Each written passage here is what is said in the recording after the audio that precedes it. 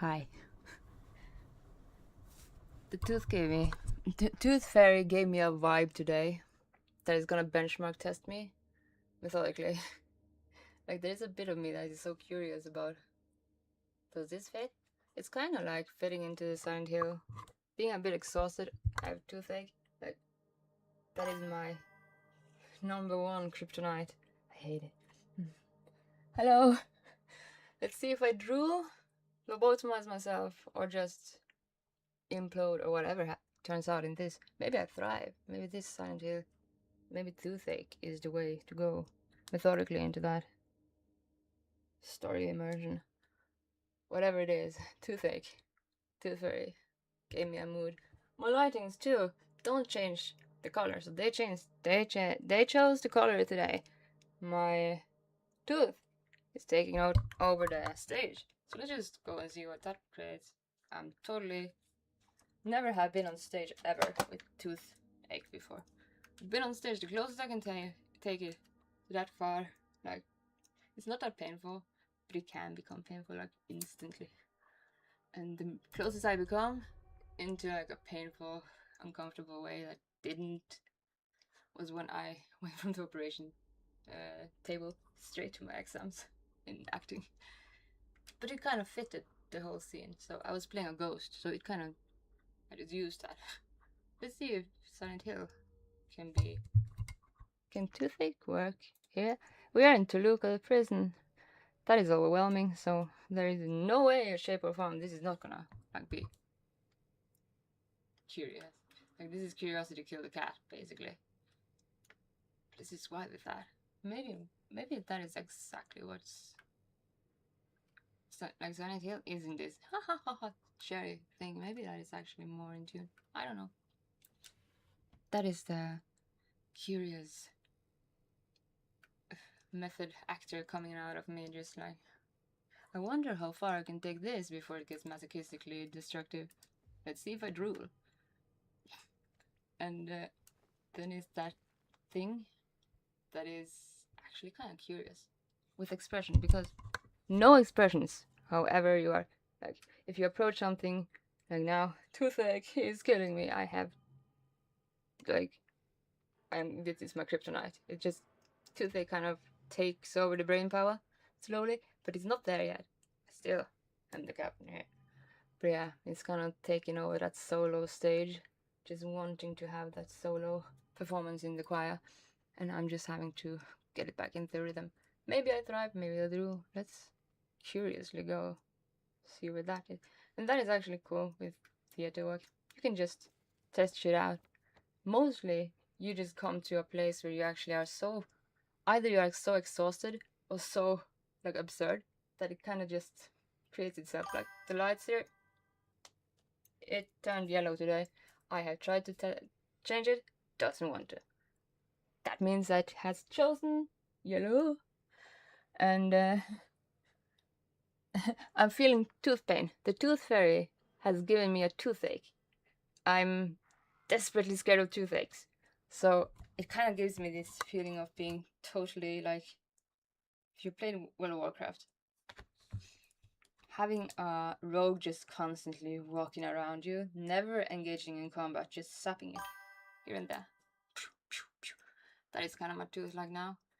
But it's in this place where it actually can be okay. No, it's not that painful. That is, it's in my window of Schrodinger's let's test this vibe kind of method, Stanislavski method acting way. Is this something that can vibe with this?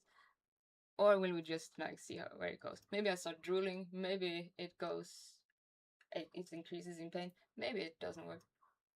That is the thing that is theater. Like, you either just test things out, and when you go on stage, whatever you prepare, like, it's always something that just falls to the hells, and you have to improv.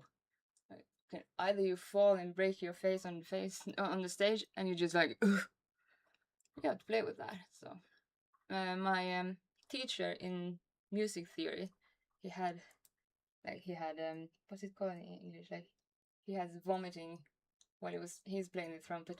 and he was like vomiting sick on stage. He couldn't quit the ensemble, so I never had that. This is the closest one I have to being so fatigued that my brain power is slowly declining. Let's see where that takes us, is my approach. Hello everybody, my tooth has taken over control almost. Let's get it back.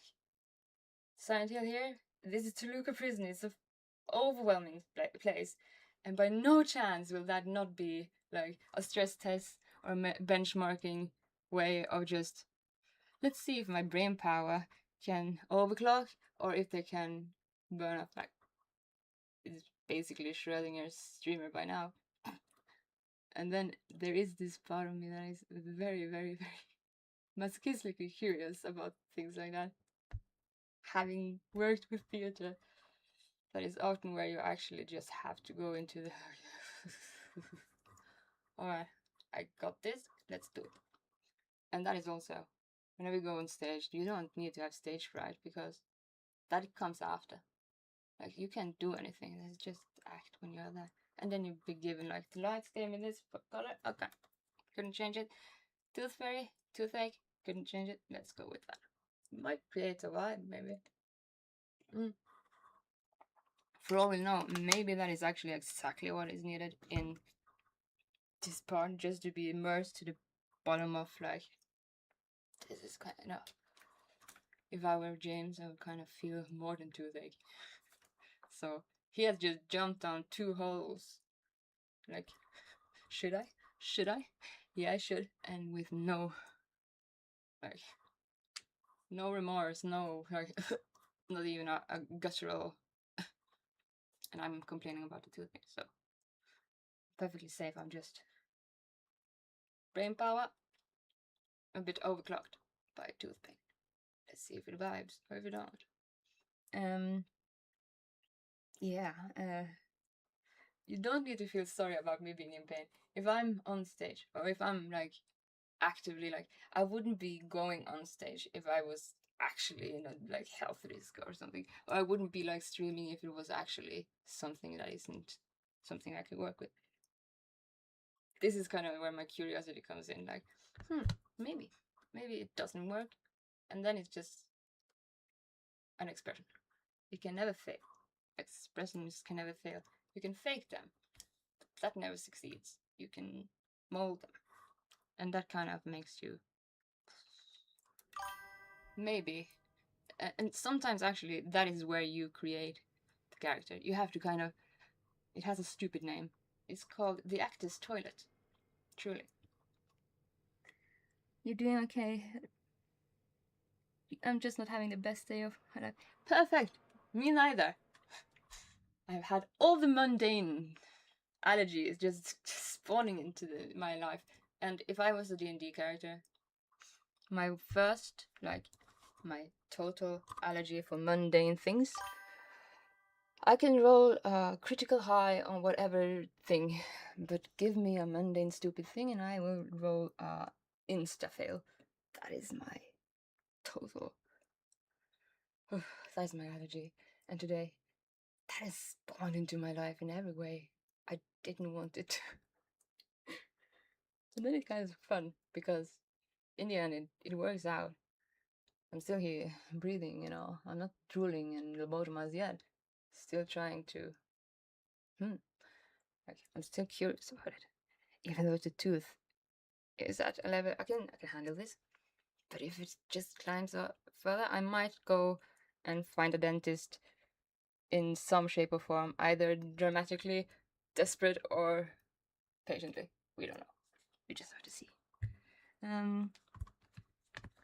Just having my chat here until I get it on my other screen. Like, this is still having to be. See, I'm glad that the pain isn't too intense to stop you from going. Yeah, like, this is just what you have to do. Sometimes you have to do, like, when you go on stage, whatever you do, or whenever you do something in life, like, you can't decide what happens. You can just decide how you react to it. Kind of like Gandalf says in Moria, when Frodo has this fantastic phrase that I might butcher now. I wish the ring had never come to me. I wish none of this has happened. So do all in such time, but that is not for us to decide. What we can decide is what to do with the time that is given. Exactly how I want to approach things. This is... I didn't choose tooth pain, but I choose which window I express it or do with it. You can do with it. If you breathe, you have still power to control this flesh thing. So, and then it's kind of like curiosity for me. Until it's like at a limit where my window is like, okay, this doesn't work. But in the same time that I say that, it really actually doesn't become a bit more masochistically curiosity. Like sometimes when you have those bad days, like today, even the mailman failed to deliver my package. I think he must be having like seasonal depression too, because this Tromsø is dark every day. And yesterday it was a blizzard, so I kind of just T-posed my way to the store. Never move. I didn't even need to move. I just could stand there and slid on the ice. And back again. Until it just like went into full fucking fury and winter has come and arrived and done its damage. And today Tooth Fairy just comes when I have some tooth pain. I have some tooth pain for you. By the way, today nothing gonna to adhere to your plan. So then we have to go impulsivity. Luckily, that is kind of where chaos thrives. Like we can meet chaos. And if you're impulsive and can take things ad hoc and just go with it, just see what it creates. Basically, it either creates something or maybe you're successful in creating like none of the big characters on screen was created by accident. They went into this thing that I call the actor's toilet and just like Stanislavski's method, that is method acting. So they just kind of like molded themselves a bit masochistically in some ways into a shape. And that it always, like minor scales instead of major scales, sometimes have a bit more profoundness to them. Like it's a bit more interesting. Like there's a bit more dynamically. It's not so Mary Sue. So maybe it's a good app. I don't know. Haven't tested it out. Never had tooth pain at this level and gone on stage. And this is not big level. And I do have like pain meds if it gets there, but like at the same time, brain power. When you have tooth pain, it's so close to your brain, so it sends like constantly to your brain information fast. It's better to hurt your knee or something because it takes longer. This is fast communicated with your brain. That's why tooth pain is actually very, very painful instead of like breaking your toe or whatever. So yeah. And we are at the perfect place to just stress test to the ends of me either drooling, driving, or giving up. Toluca Prison is not the best place to be having brain interferences. Like my brain is overclocked by something else. Like I have background programs running too much power now. And maybe that's just gonna make me silly in the end. Usually actually those days where you are like tested, if you have had a bad day, like those days are actually turning out pretty silly sometimes. I can't like stop feeling like at the end of like a really bad day, like everything has just went downhill. It's been like drama that is definitely more than toothache, and then you just come home and you just stumble your knee or something and it just takes you down there, and it's that thing, that stupid thing. It's never the big things, it's always the stupid things that make you go over and fuck, go into rage mode because it's so dumb. And then you have to take a step down and just like, that was stupid. And I kind of almost just have to laugh about it because, as I say, I am terribly allergic to mundane things. Give me a toothpick, that can be dangerous. Give me a sword, probably survive. I want a sword, that's actually cool. But yeah, I don't know if that's allowed. There was, actually. This is a fun fact about Tromsø, because I remember this because the one time I read the newspaper, there was this guy that ran amok with a sword. And I don't remember anything more than that about that story. Just happens weird things in Tromsø. It's something with the darkness here, the seasonal depression, and people just being a bit like in Florida. Like my mailman today, he was delivering my package in the wrong fucking mailbox. Luckily that happened to turn out to a luck roll, so it fixed itself, but he turned up like just an hour ago or something, which is weird. Like he must have overslept and just forgotten, oh, it's not daytime, this is nighttime. But since it's dark here, we don't know. It's just darkness and seasonal depression. Vitamin D deficiency is at this time mixed with blizzards. It's either testing you until you thrive or until you drool, basically, or until you're just going like, what a stupid day. And I think that is a mechanism you do in your head. Like if you have had that day, that is the day that tested you to the limits of your brain power, and you're just like, I have no neurons left. I think that is just silliness that spawns in your head because you just have to create a kind of like way to survive too much overload. And by saying overload, these things are gonna overload us so much. That is actually kind of like, if I were there, this is the mood I would be in. Like, perfectly placed to be like, I met so many of you motherfuckers, it's time that you just overload me. And I'm just gonna be like, okay, let's go. It's the devil in you just like turns you into determinism, kind of. Or maybe I would die before I ever entered to this point in solitude. I probably would have died like first encounter, just like, what the fuck are you doing? Why are you doing that? That is weird. Is that a scenic thing? Are you in improv class? Are you a theater kid? Like, maybe I would be more curious than, well, James is having his time with chainsaw. That is just fun for him, apparently. I think I'm gonna drool after a while here, because these puzzles aren't the worst thing about this place. It's the... Let's go into lobotomizing territory. Let's stress test our memory. Maybe I can overclock my head, and that kind of just immersively pulls me into the game. Maybe not. Maybe I should be like put into the prison here. But yeah, and it's really disorienting here too. Like when we were in Brookhaven, it was disorienting, but I could kind of like remember the way. This you have to check those overalls. And then I don't remember that much. I remember the long dark room, but it's not that long and dark here in the remake.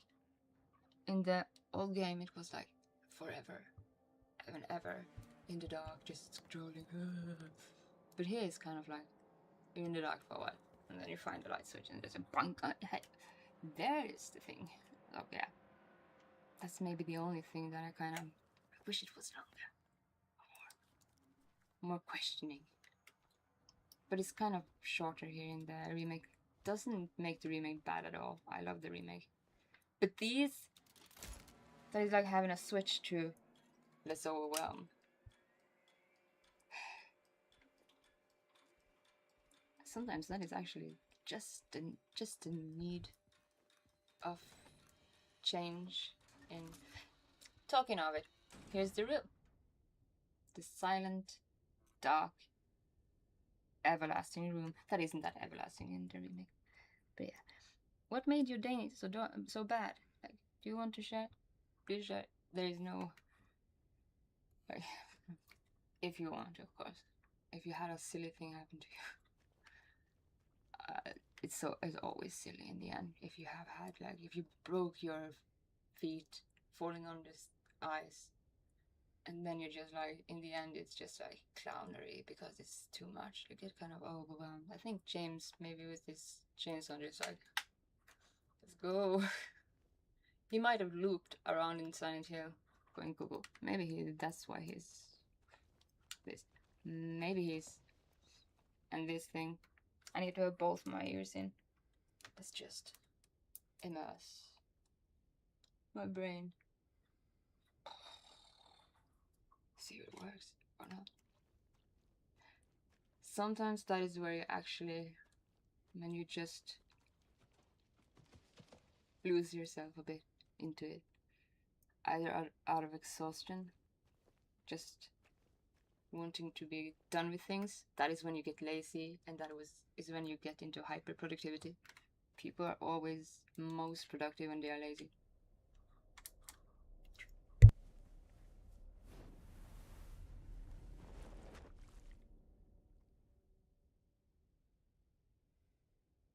And we have another puzzle. I'm not that scared of these puzzles. I am of the math puzzles. If we were doing math puzzles right now, I would just be like drooling, hoping my brain neurons would fire a bit faster. And they never would. They would be irresponsible. They would just blue screen and ask to be turned off and on again without that process actually programming itself. I have to put up the volume a bit here. Like this in the original, you'd never reach the stage in the puzzle so fast. It's like you have to question yourself, is there an end to this room? But it doesn't. It comes so fast here, so it kind of ruins that questioning phase. And yeah, if I was James, I would be questioning a lot of things right away. I would not go in with high energy and no scars or anything. It's too. It's like, ugh, we're gonna solve that riddle. And that takes a moral compass to a degree. Like, who is who's the lesser? Who's gonna, yeah. But this room was really, really long in the original. And it is atmospheric, but it's just a bit too short to start questioning, is there an end? You see?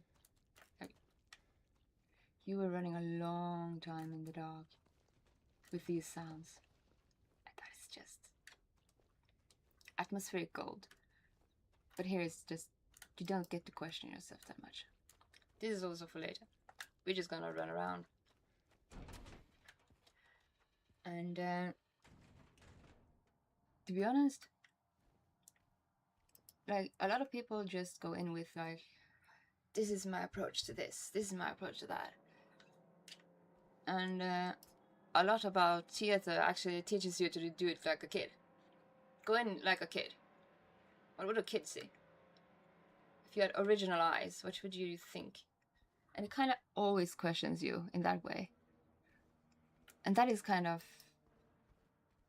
like, you don't do that kind of work if you don't like it. That adheres to all careers. Like, you don't do a career unless you're passionate about it or have to do it or forced to do it or whatever. It's always either something inner, outer, or over, or involuntarily choosing your passions. So, and having studied in like university, I have seen a lot of nerds. They are never the students, they are always the biggest in the professors. And yeah, they are something peculiarly. We have so much ammunition, 409. Like, even if I couldn't see anything, we would shoot something. That is all thanks to the almighty, all-powerful chainsaw just powering us out. It's so overpowered, but okay. We have been using that a lot. It's only for New Game Plus, but if you're going for the achievement for just melee, it's no problem. Just use the chainsaw. The chainsaw is the answer. What was this doing again? is gonna open cells. And then they're coming from everywhere, and they're gonna jump on me and stuff, so yeah. And then there's gonna ticking. And I never remember. What was that all about? I'm gonna have to find out again. Let's go low powered into low powered. Oh, you! Still. Those devils. The mailman might get me. The fucking toothpicks might prick me, but don't you. You're dangerous. Look, you're one of the worst. So you are getting full attention.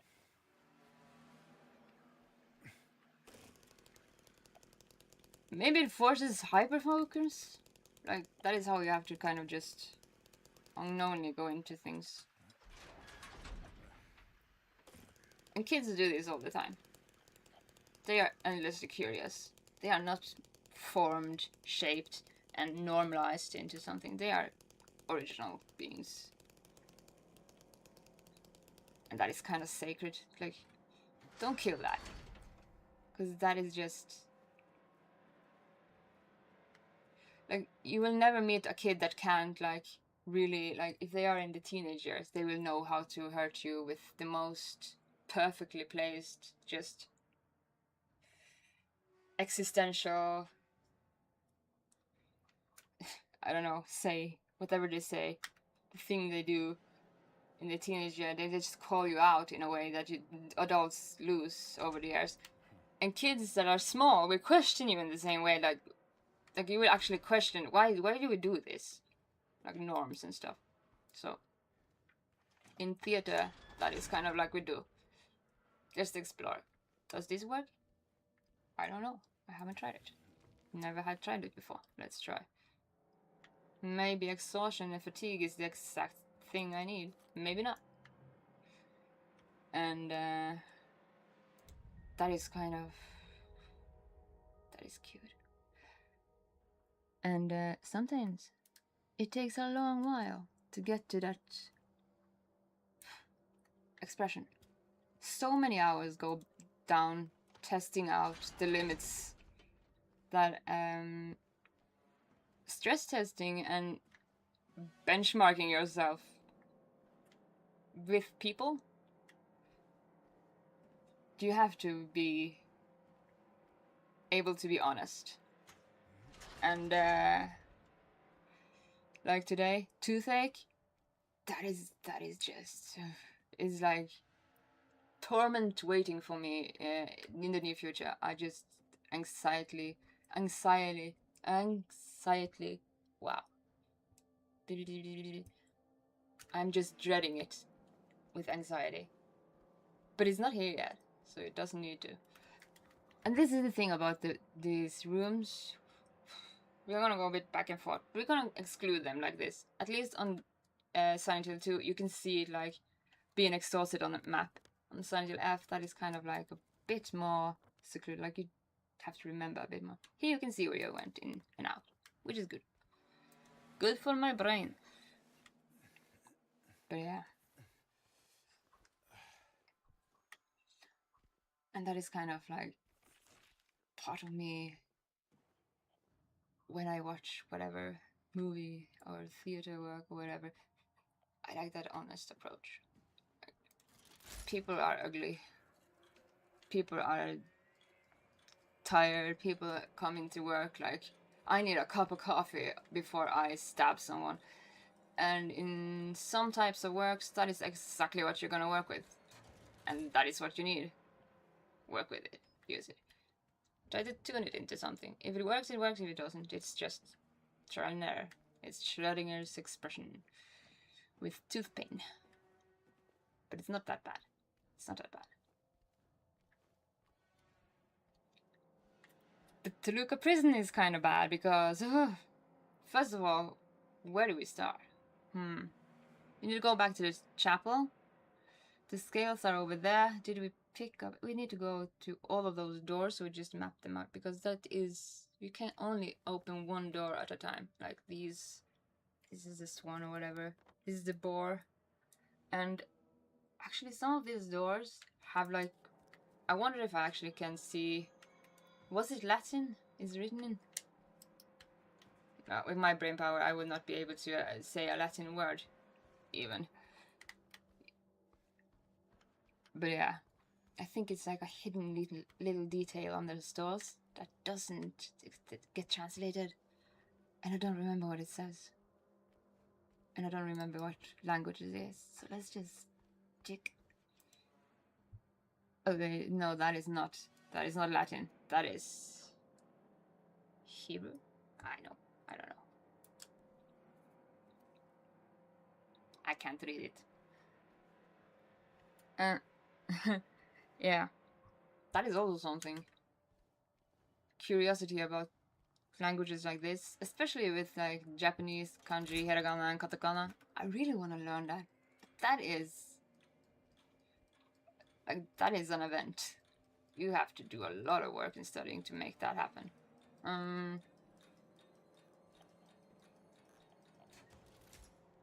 That is kind of the reason why we have the alphabet and why we don't have like hieroglyphs, because it's easier and it was made for being like approached by everyone and not exclusively. Well, I kind of feel bad for people that have to learn all those signs. It's like over 2,000.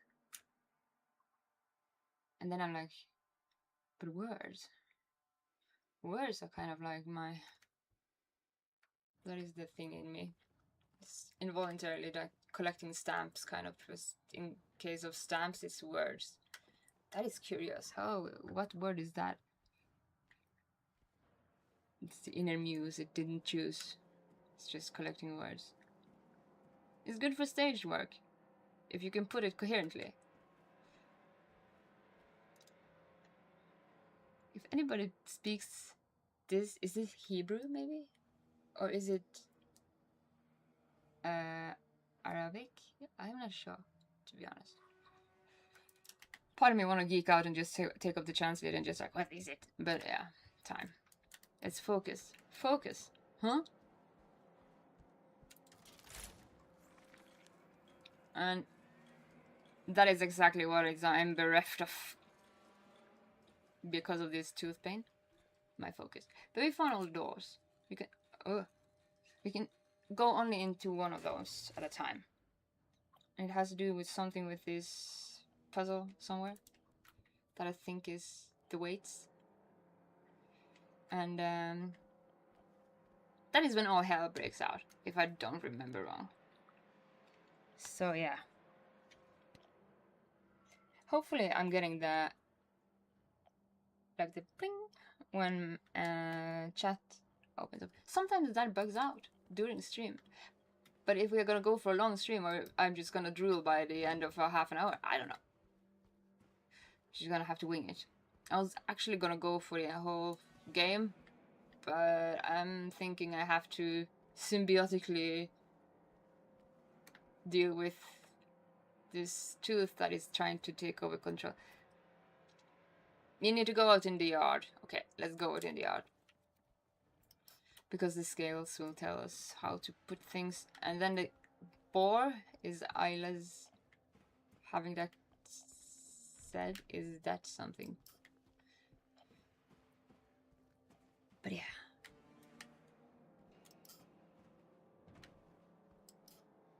And actually, that is actually how you change your way of...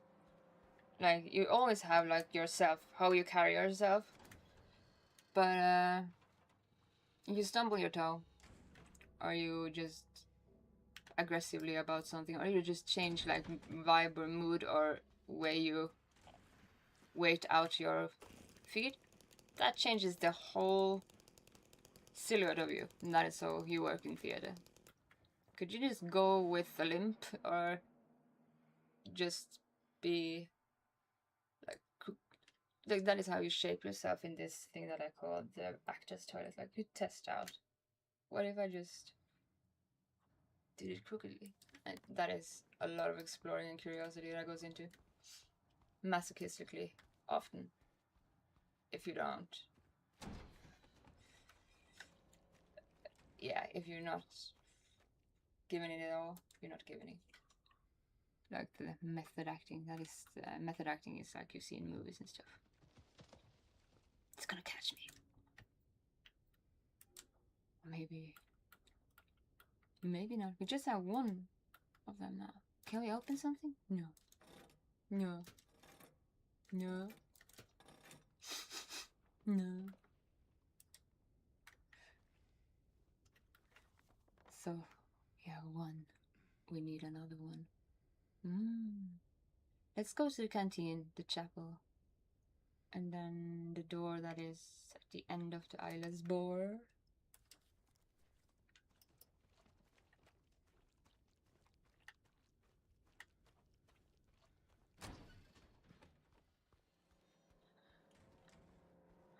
Maybe that is the approach that I just get silly after a long day. Maybe that is what actually saved me a lot with like having 12-hour days, going into like midnight, standing in the theater and just like, are we still gonna test this out?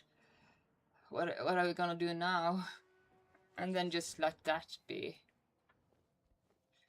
Like, just some people fear this shift of energy in the room. That is when it happens. If you're working in theaters, you kind of have to just embrace it. And if you're lucky, you find people that you can work with that actually is so in tune with doing that. Because it's hard. Like, if you haven't had your coffee, you will be grumpy. Maybe that is all you need. And sometimes you have to be a certain uncomfortable way to meet something. And that is a lot of what acting goes into. And a lot of curiosity from me. So, what the fuck? Is that a candle? That is a stupid candle. Like, that is absurdity. Like, that doesn't look like a candle. I've been playing like Kingdom Come just to like in between doing like economy stuff. Oh, a feather. And just to save my brain, because economy, I have taken economy in university to try to teach myself to be patient with it, until I just found out it is the bane of my existence. I can't without hating it. But I can do it. It's so boring. And the candles in Kingdom Come does not look like that. That's look like, nah. I reject the candle. Maybe this silliness might be a bit inclined to be contrasting to what he is going through. Maybe it's disorienting. Maybe it's distracting. Let's see. And then is these. I like to read them like that, but this is a doctor for sure. The prisoners do not feel remorse. In fact, they do not feel themselves. Ominous. To be sinful at all. Even the simplest of them will try to shield themselves from the Lord. Gaze with what little words they know. Is this music just entering just because I read a book? In that case, I have to go into it. And so they dream blissfully, and sinners that they are. This reminds me of what I read earlier today. My mic stand today is the Bible. The Bible. And if you want to read some good, like high action, kind of fantasy-esque, heavy metal-esque, just read Armageddon chapter, the last chapter in the Bible. It goes hard with sword and dragons. For no matter how foul and loathsome one's existence may be, human nature abides. Even though it's kind of grim. It's kind of funny too, because Jesus is just unapologetically just like joking with you throughout every existential thing he does. And it gets funny. So, the Bible tells us to flip tables. If you had a bad day, flip tables. Jesus did that a lot. He flipped them all. Just flip tables. If you're in doubt, flip them all. And question everything. That also. What? You gotta stop doing that when we're getting grown up. Kids are very good at that. That is why they learn easier. And neurons in their brain aren't like used up by time and exhaustion. They are just new and ready. But it's that curiosity. Why? Why do you do that? Like in Christmas times that we are coming close to now. Mom, why do we have to shop so much? For example. And I see it in every mall. You can see desperation in eyes of parents and exhaustion and questions in eyes of kids. Did we miss something here?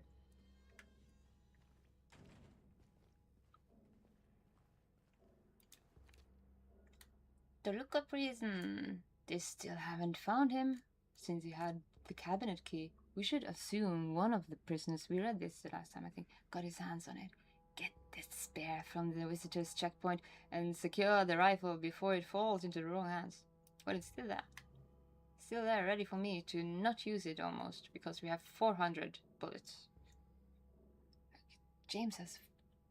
We are just playing on standard difficulty, but he has 400 bullets.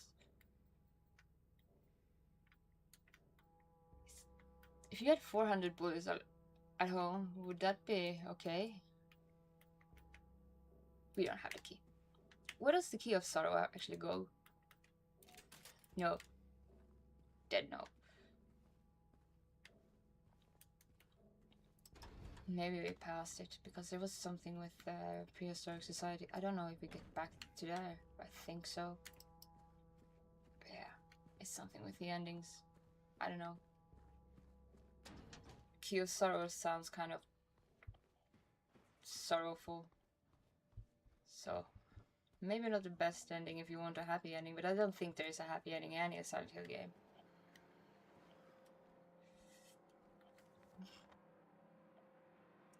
We didn't find it in the chapel. We didn't find it there. Okay, let's go down. Jane's gonna jump down again.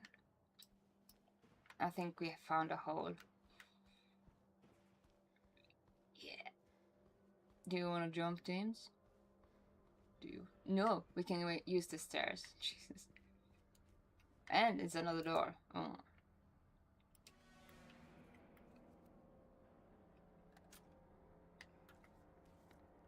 Actually downstairs, okay.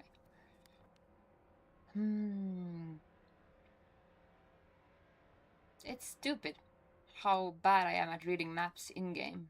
What I can do, like, with compass and stuff in real life. It must be this allergy with mundane things that just enters. You're the opposite, kind of. There's a question mark. How do we get up there? We use the stairs, of course. There's a staircase.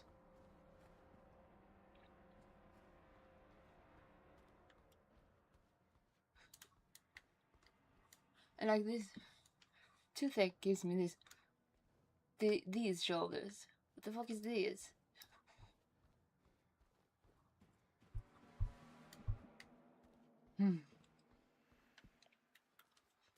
No.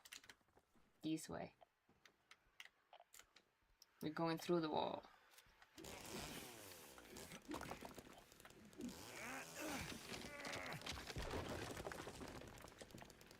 Damn. That is so loud. Yeah! You are dangerous.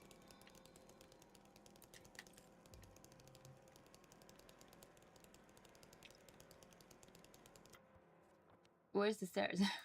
It's on the opposite side. This is the thing that disorients me. You're sometimes locked in, sometimes locked out. You just have to find a way. Not the best. Not the best mindset to be looking for disorienting ways in an overwhelming place. Maybe it can be immersive. Or absurd. Maybe I'm just silly. Too silly. This is also the wrong way. Staircase. Block A. And it's dark. And I don't see shit. Dork.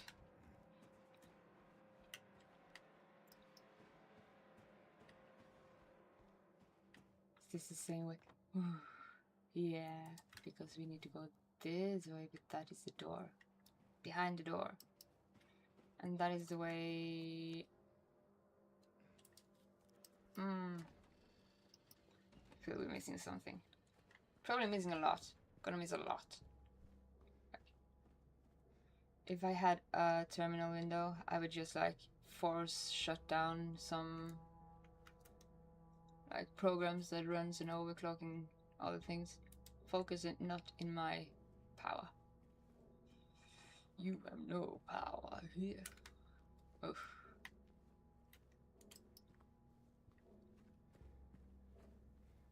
I think it's a bit of my... I just want to reject that. You can't. Yes.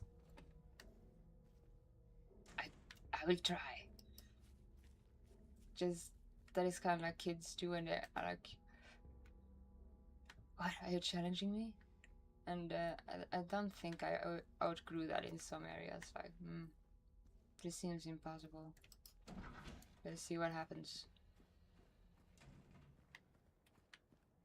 And sometimes that brings hyperfocus, sometimes that brings exhaustion, sometimes that just demotivates you.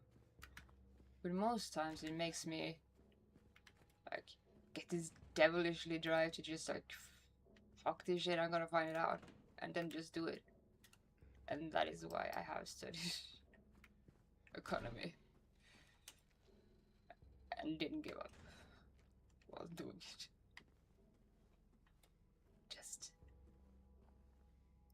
thought I would not. I thought I would fail that exam. I was shocked when I didn't.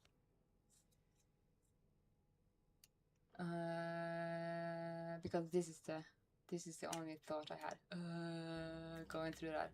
Sometimes it's just shut off your mind. And that sounds stupid because you can't do that on demand.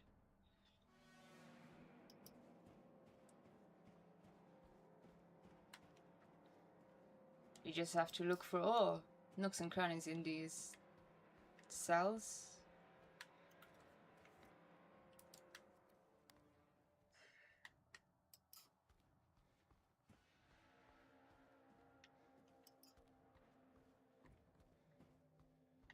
This is reminiscent of that stupid idea I had. It's just like, what would happen if I roller skate? If I put my workbench over there and I was trying to play that game, getting over it with roller skates, trying to get over it on roller skates. It sounds impossible. It sounds stupid.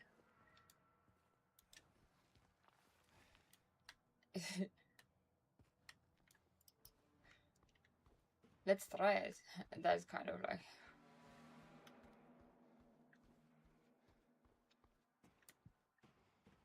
a bit of idiocracy has to be applied sometimes to just deal with everyday things. Like toothache. After a blizzard, having, for the first time living here, internet problems. And now I have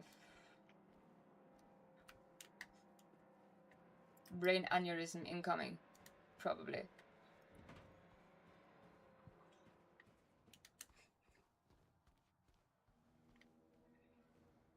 Oh, and just having to run around the dark? That is perfect environmental. This cell is to be cleaned up on Tuesday. Make sure you get the cons to do that by then. The previous tenant has been moved to death row as per the warden's order. Yeah, because this is a dark place, I shouldn't be silly here, but it's been a silly day.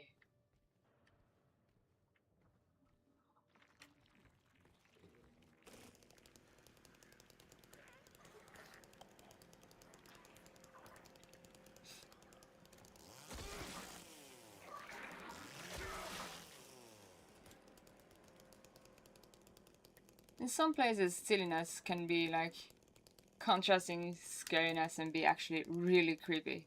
Like how brain damage can look, like realistically. If somebody gets brain damaged by trauma, how that can actually be horrifyingly silly. But contrasting with all that is like logically and just but yeah. I don't think I would get brain damage from tooth pain. Not in this degree, it's not over the top, so it's just an annoyance. Clocking my CPU and my memory issues. And focus power. Which already is just...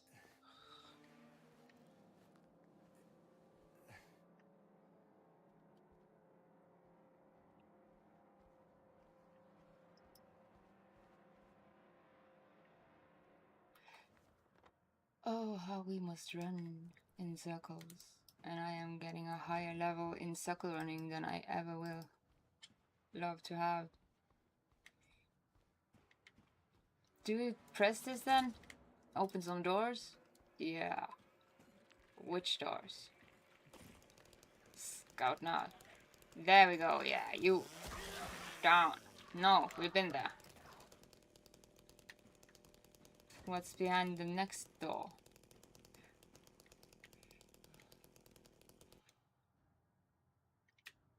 Poor tenants was brought into the dark, short dark room that should be longer, questioning yourself.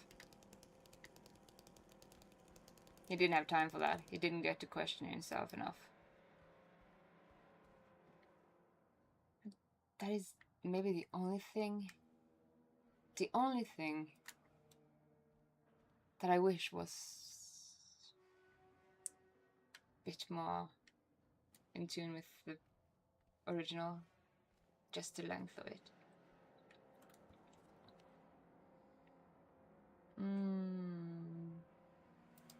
A9 and whatever said beside A9. Let's go and see what's there. Ooh.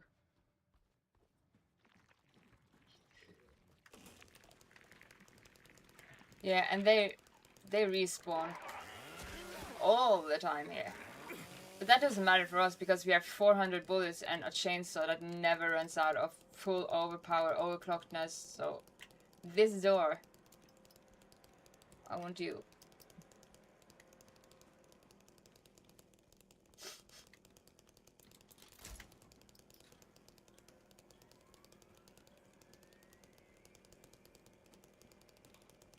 No.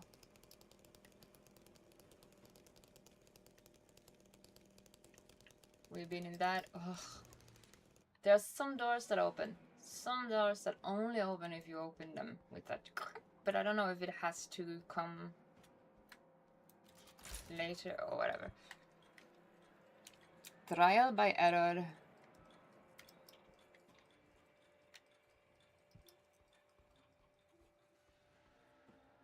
Ooh. No. But you the door. There. That is where I wanna go. And you. Can I break you? You look like a wall that can be broken, but at the same time, no. You're just a red herring, of course. What is that? Rust.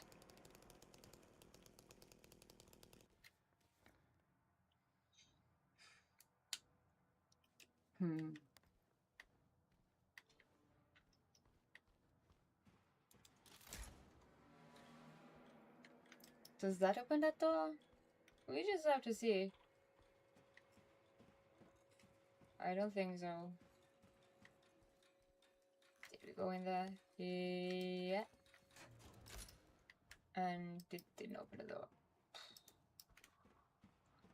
Sucks that I don't remember this part. I just remembered that it was very, very, very overwhelming here. And that is probably why I don't remember it.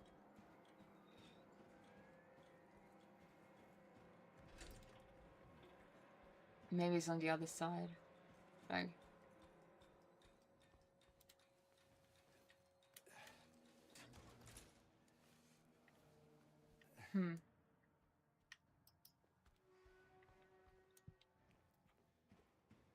just scouting out where you want to go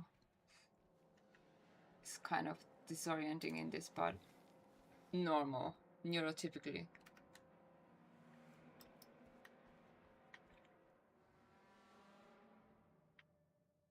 Now it's just on hardcore difficulty. Also because I don't remember this. I just remember it was so... Just remember them coming from everywhere. But this is a very memorable part of the game too, so it's stupid. The I open you now? No. What's behind door number Y? Do you not? Hey! No. I thought I can break that wall.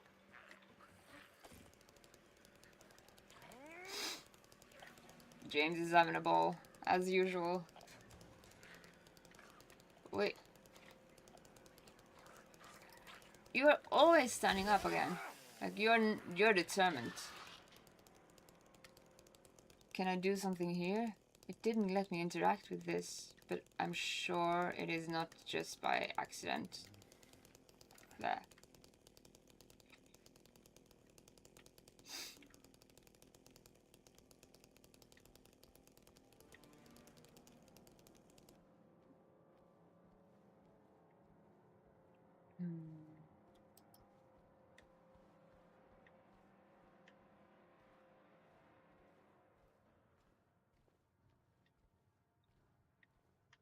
And small scales are so easily overlooked, so this is gonna be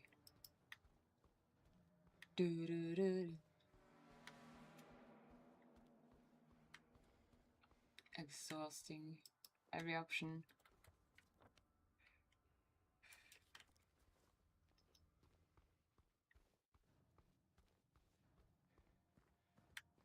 It looks like it can go somewhere here, but that is not there.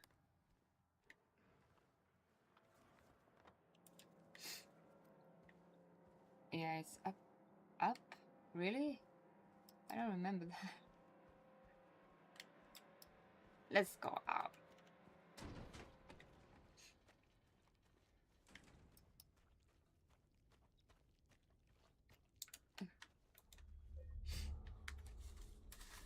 I'm having a blizzard and winter is coming. Winter has come. And the winter has blown me away. Like yesterday I would be able to fly if I just went outside when it was really windy. So I didn't do that. Because that would not be in my power to stop. If I did that, I would fly. But I wouldn't have control when I stopped doing that. And I was lucky going to the store when it was like not hurricanes and fire. But at some point I went out the door here. It's always windy here because it's close by the sea. Damn, I couldn't even close the door. So here we have the puzzle, which we get to engage in who is who. Poor yeah, but one's won a rope, frayed end. Choose the one justified from among the damned. Seek out their tales. Think upon each sin, or let blind fate choose, let judgment begin. I think actually you can choose wrong and actually have to fight a lot. But we have a chance of doom, so that's just in James's... Like, he will victory dance with it. But we aren't there yet, of course. Do we have this thing? No. We have weights. What the fuck? See, the easiest thing can be overlooked when your brain power is cooked. Let's cook it. Anyway. Wait. Wait. Ugh. That's just stupid. Door's open. Snake.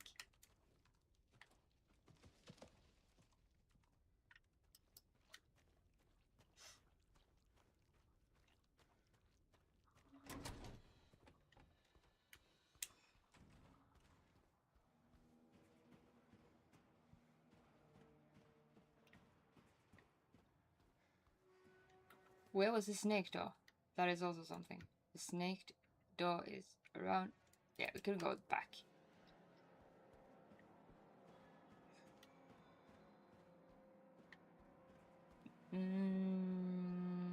Nah, there.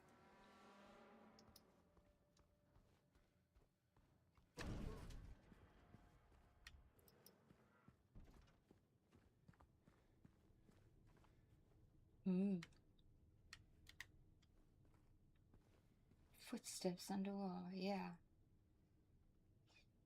We're gonna get attacked from all angles.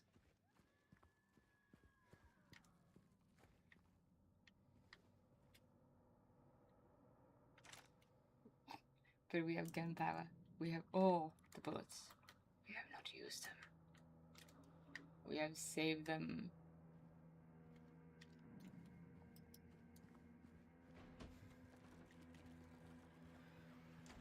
But these guys,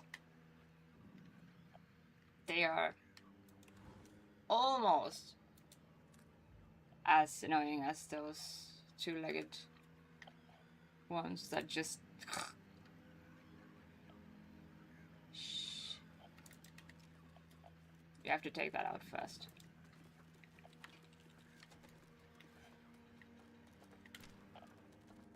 Where you at? There you at. I can't read when you are just crawling about. Like, you need to stop. Get some help. It felt funny. Yeah, it just puts me in a silly... That felt funny. A reminder to all guards. Effective immediately. It's absolutely mandatory for everyone to familiarize themselves with the revised generator maintenance manual. We all remember what happened last time. There was a spike in the electricity because we have to use that, and then you're just gonna... Though I'm certain most of us would very much want to forget. Yeah, that's why I forgot, because it was so overwhelming. Out of my mind. We will not have another incident. We will most likely not remember all the puzzles here. But we are anyway playing it on hardest difficulty on puzzles and standard on difficulty. So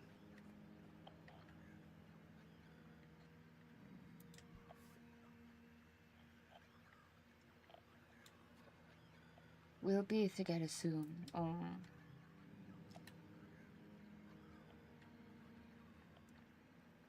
Sad.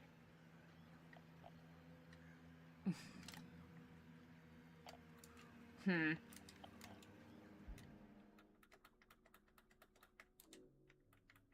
know this thing? Oh, this thing that is the radio at this part, it is kind of okay to turn it off, even though it is good to have it on just to indicate where they are. You can get an achievement if you turn it off throughout the whole game and never use it. But here it just goes non-stop. Non-stop. They are everywhere. They are everywhere. Crawling. Slithering. Jumping.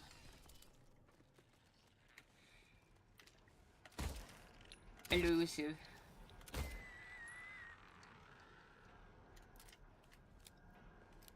Target practice. Yeah, we haven't really used the gun at all. Throughout the game. Just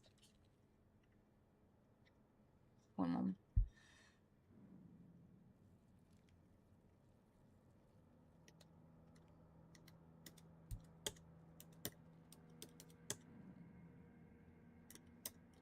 My computer is a bit slow when it comes to pressing the buttons now. And now, it's kind of starting to fail typing on my Mac.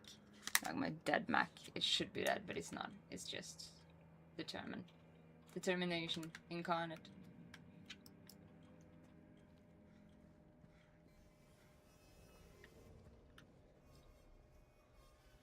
I think also a lot of the Like, we hear a lot of these noises. Not those noises. Like, the scraping noises. Hit it.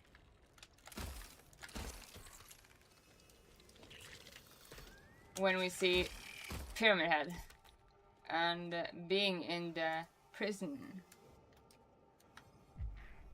Like, that is kind of fitting with the guilt theme that comes. She's just dancing. Oh! I thought you were dying.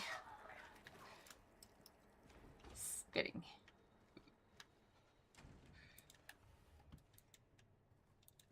She's just dancing in her cell, like.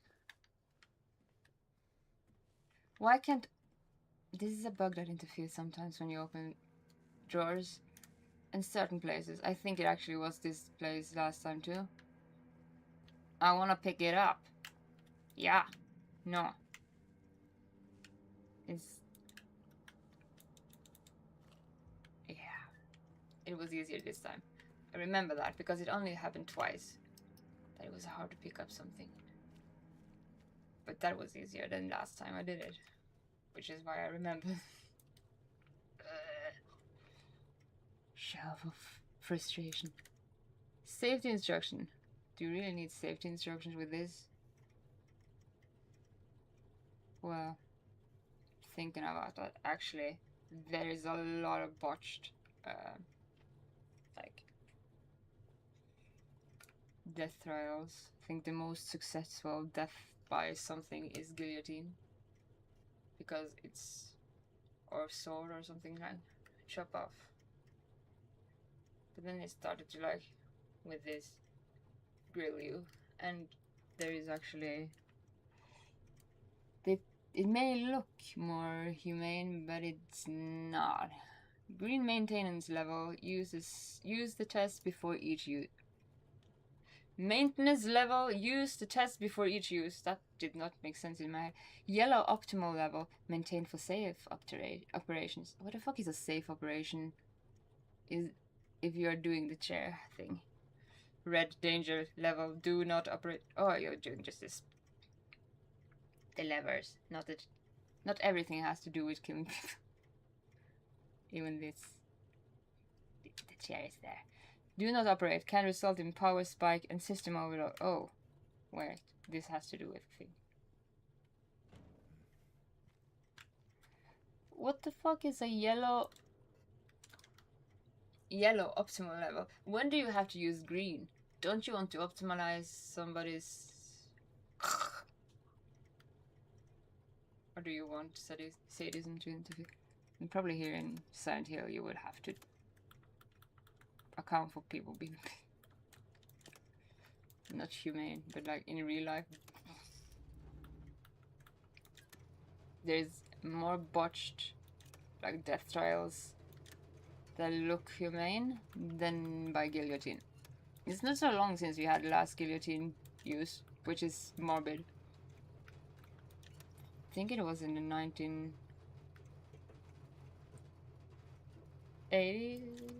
It was in France. And it's like really not so long ago, so it's really, huh? Seems like something from the like Inquisition or something, like the medieval times, but it's less medieval than by injection or something. Let's put our neurons into fry mode and think. You. No. Ah, I see now.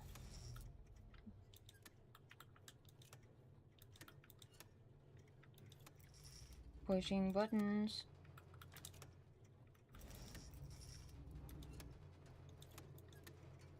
Just think about James being here. If he was just like, I'm just gonna push these buttons, fuck around and find out kind of approach.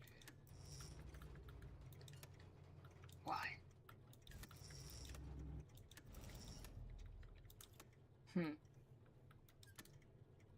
This is not a hard puzzle. Oh, it is a hard difficulty, but it's not a hard puzzle. Just...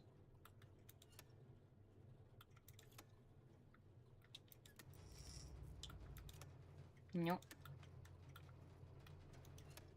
Nope.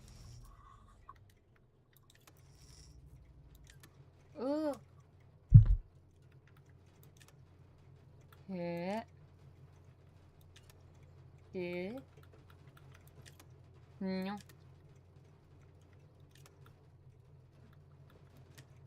No.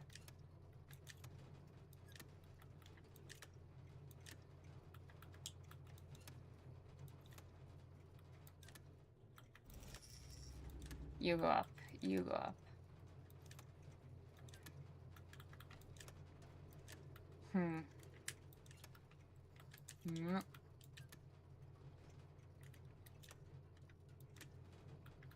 I'm having major brain memory leakage.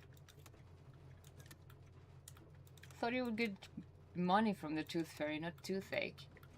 And dentist bills.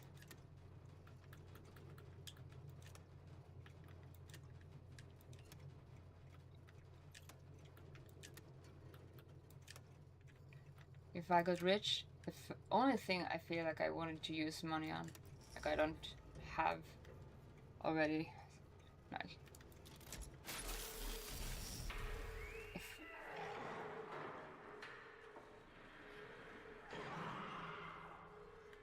Youchie.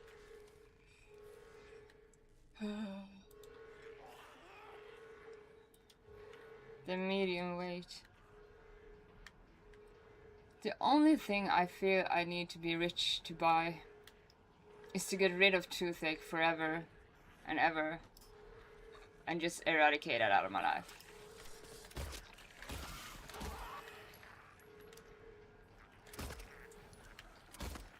Otherwise, I'm pretty content with just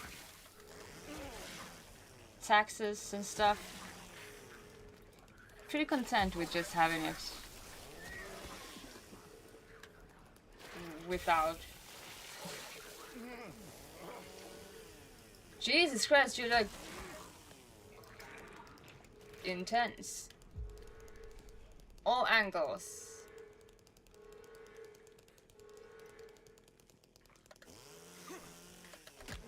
Oof.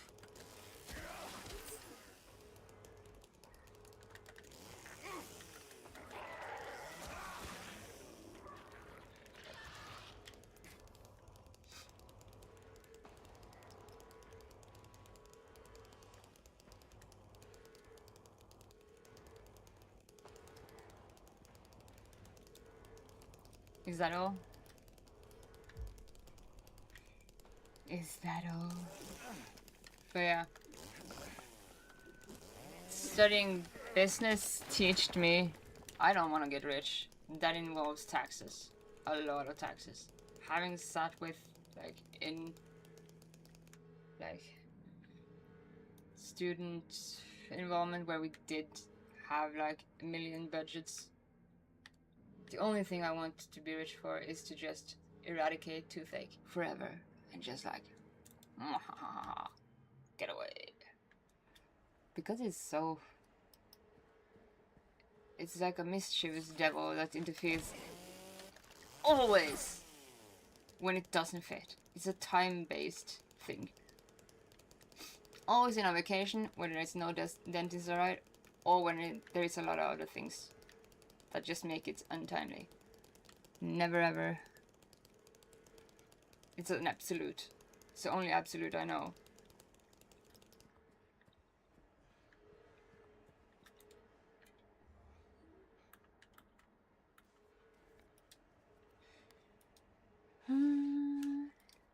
We got the medium weight. And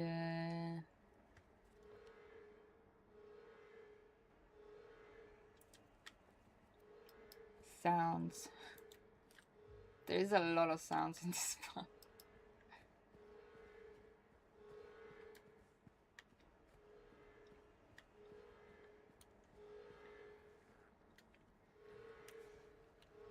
Did we do?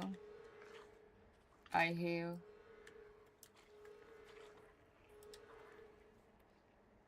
I have 400 bullets. Do you wanna have some?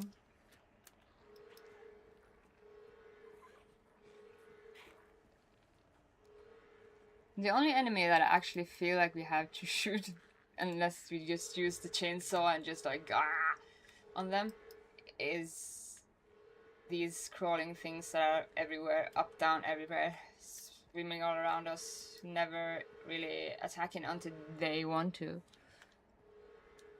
That's why I turned off the radio, because it's just...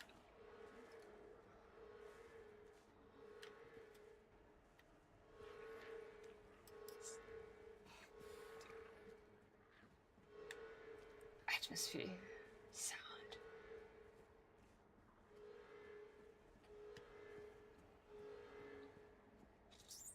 Wasn't there like a... no. Yeah, it was. Did we pull you? Did we do that? Yeah, we did.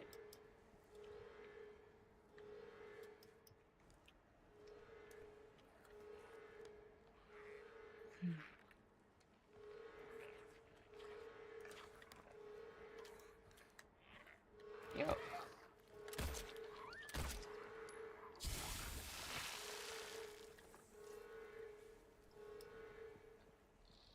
I feel kind of bad just shooting them, and they're just like pathetic in their cells. And they're meant to be pathetic, that is there.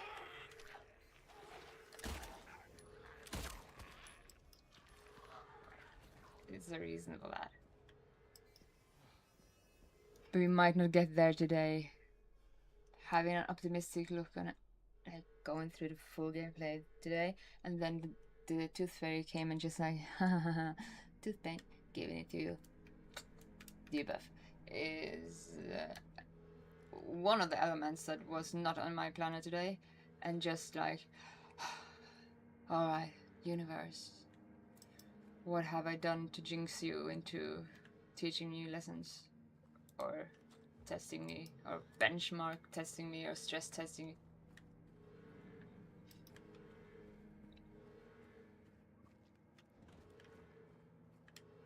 Because if it wasn't for toothache and my brain aneurysm inclining doom, I would probably finish the game today. Because there isn't so much left. It's this part, and then there is some smaller parts. But that is optimistic.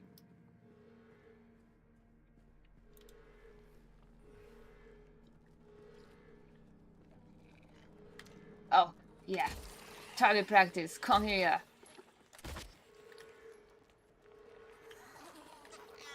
Oh god, you're there. Yeah, you need to go away. Chainsaw power. Diesel power.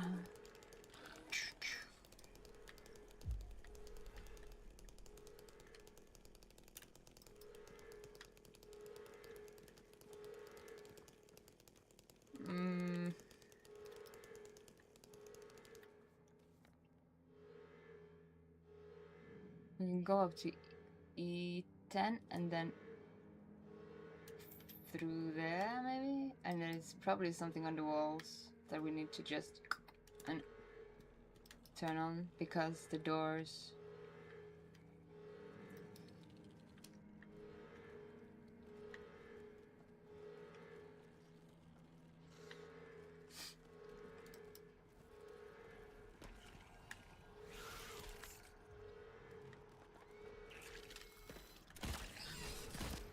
Are you stuck? Like, these guys... Ugh, they aren't as bad as the standing ones. They are just everywhere.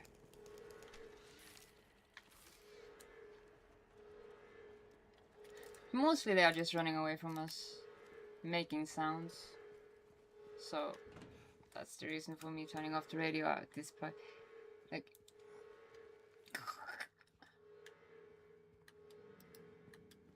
it's very effective though, as atmosphere to overwhelm you, which is the effect they are going for. Execution DR88 report. Prisoner E662, age 23, male, electrocution. Witnesses 0. No, I don't know if that. Maybe would have somebody to just like hold his hand or something. No, wait, that is stupid. Don't do that. It's just like worst way to support somebody is getting electrocuted by death by electrocution. Do you want me to hold your hand? Brain not braining, toothache. Note to medical staff, don't do that. During last night's execution, the prisoner assumed to have been disabled simply stood up and approached the chair without any assistance. From now on, they take utmost care when reviewing the prisoners. We are resurrecting prisoners to annihilate them. Medical history. Guards need to be made aware how capable the prisoners are in order to avoid any incidents. I don't know if that actually is that unrealistic. Like, I don't know if this setting, but like, people are kind of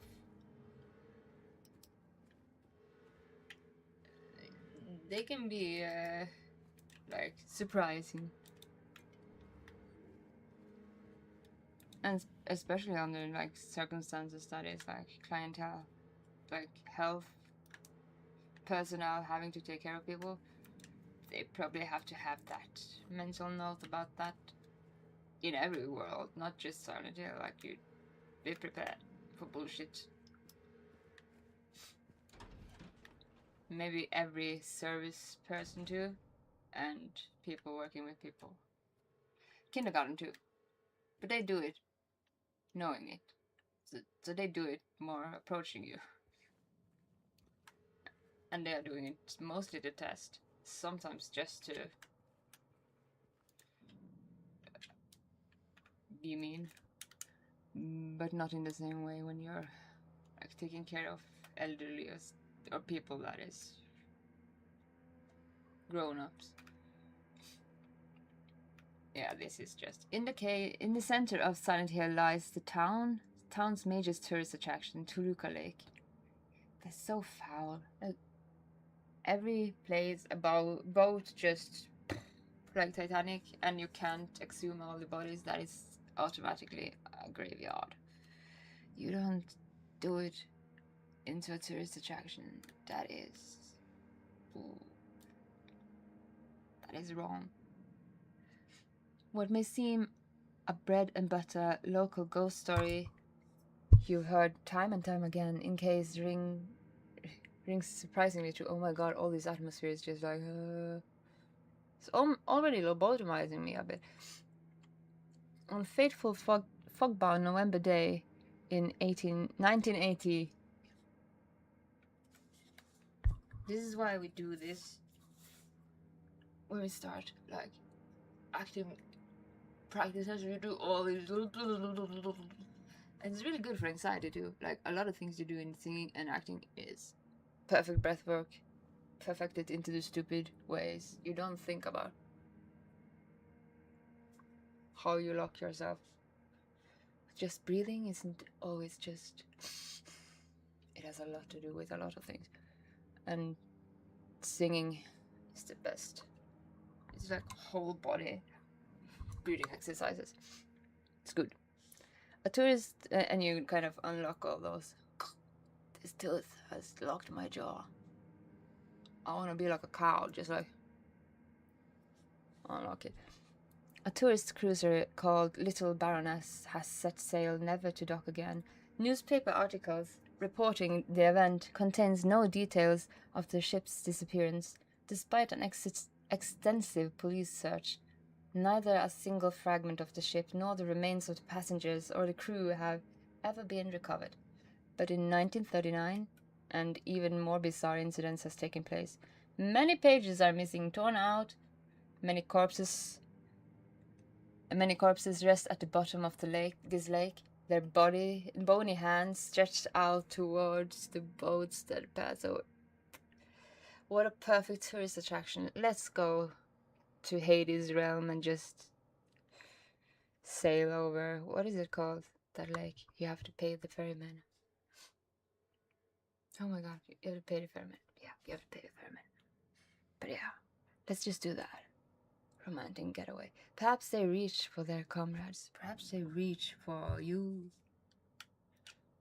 To don't do that. That is graveyard. No, all in the name of business. Carries opportunistic. Bad shit. Armory. We find the. Yeah. Wow. Not the shotgun. The. Let's go get it. The rifle. Oh my god.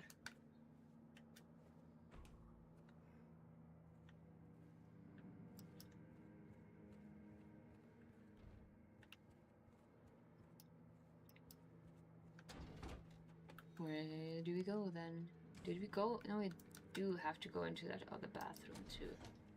Exhaust. Oh, did we read you? Yeah, we read you. We don't have the. We have the key. We have the key. The key to open doors. Rifle cabinet. We are here.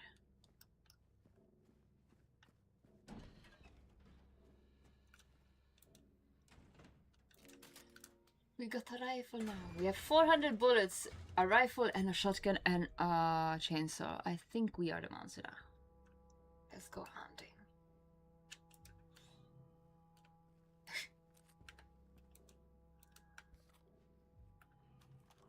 Like my first run through Silent Hill, like not New Game Plus, when I just played first time, I didn't do it on stream. I never came close to having so many bullets. I know we have like 300. We have a shotgun.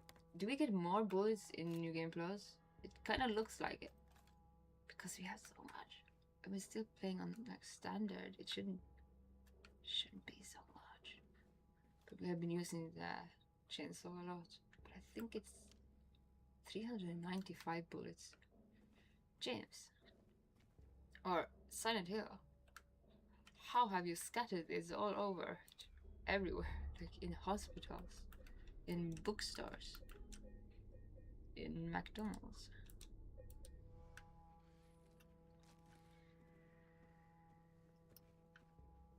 These masks. That is creepy decor.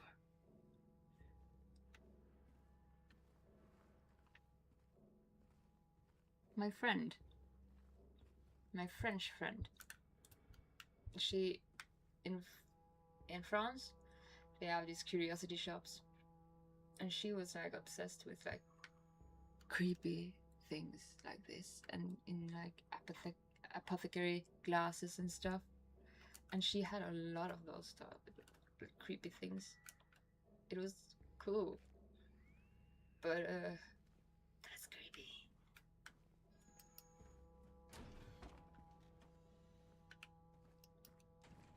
And they have a lot of like curiosity shops in France.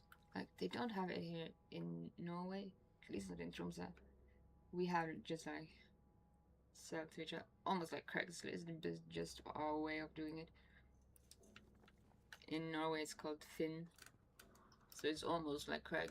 It's just find, but Finn is also a name. Stupid candle. Well, that doesn't look like a candle. We don't need to go here. But I don't remember.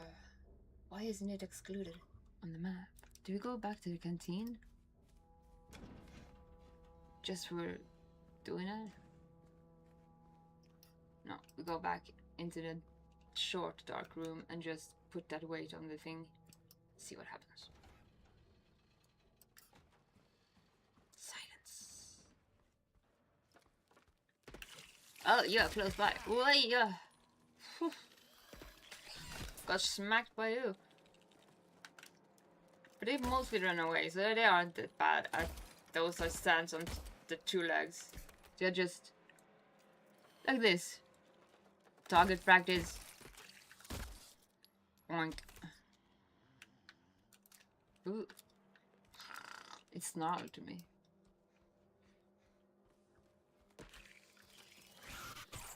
Ooh. If I ever became acrobatic enough, I would most definitely try to play monsters in movies. That is a dream. I want to learn how to crawl like that. That looks cool. I don't want to be the princess. I want to be the monster. I just have to work with acrobatic to get to that level. And then keep it. Because that flexibility, that fades fast.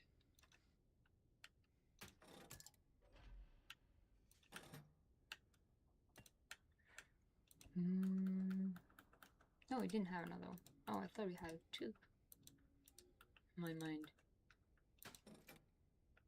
is not operating.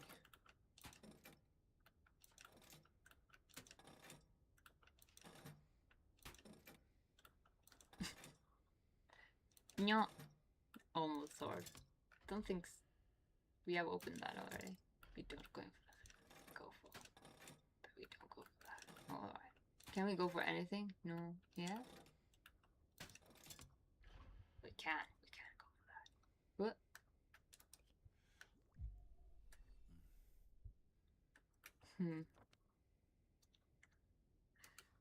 But yeah. That opened the... Was it the... Docks? Alright.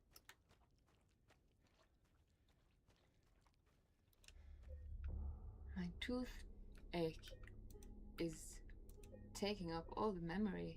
So I'm just operating on memory leakage. And it's just...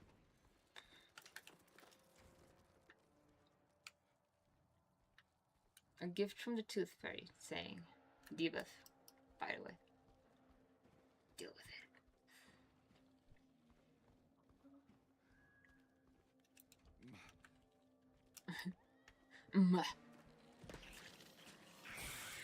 Shoot. Oy. Should we use the rifle just to try it out? No, this is New Game Plus.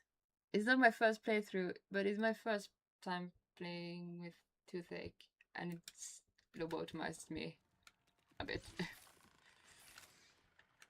I'm operating on low brain power, and yeah,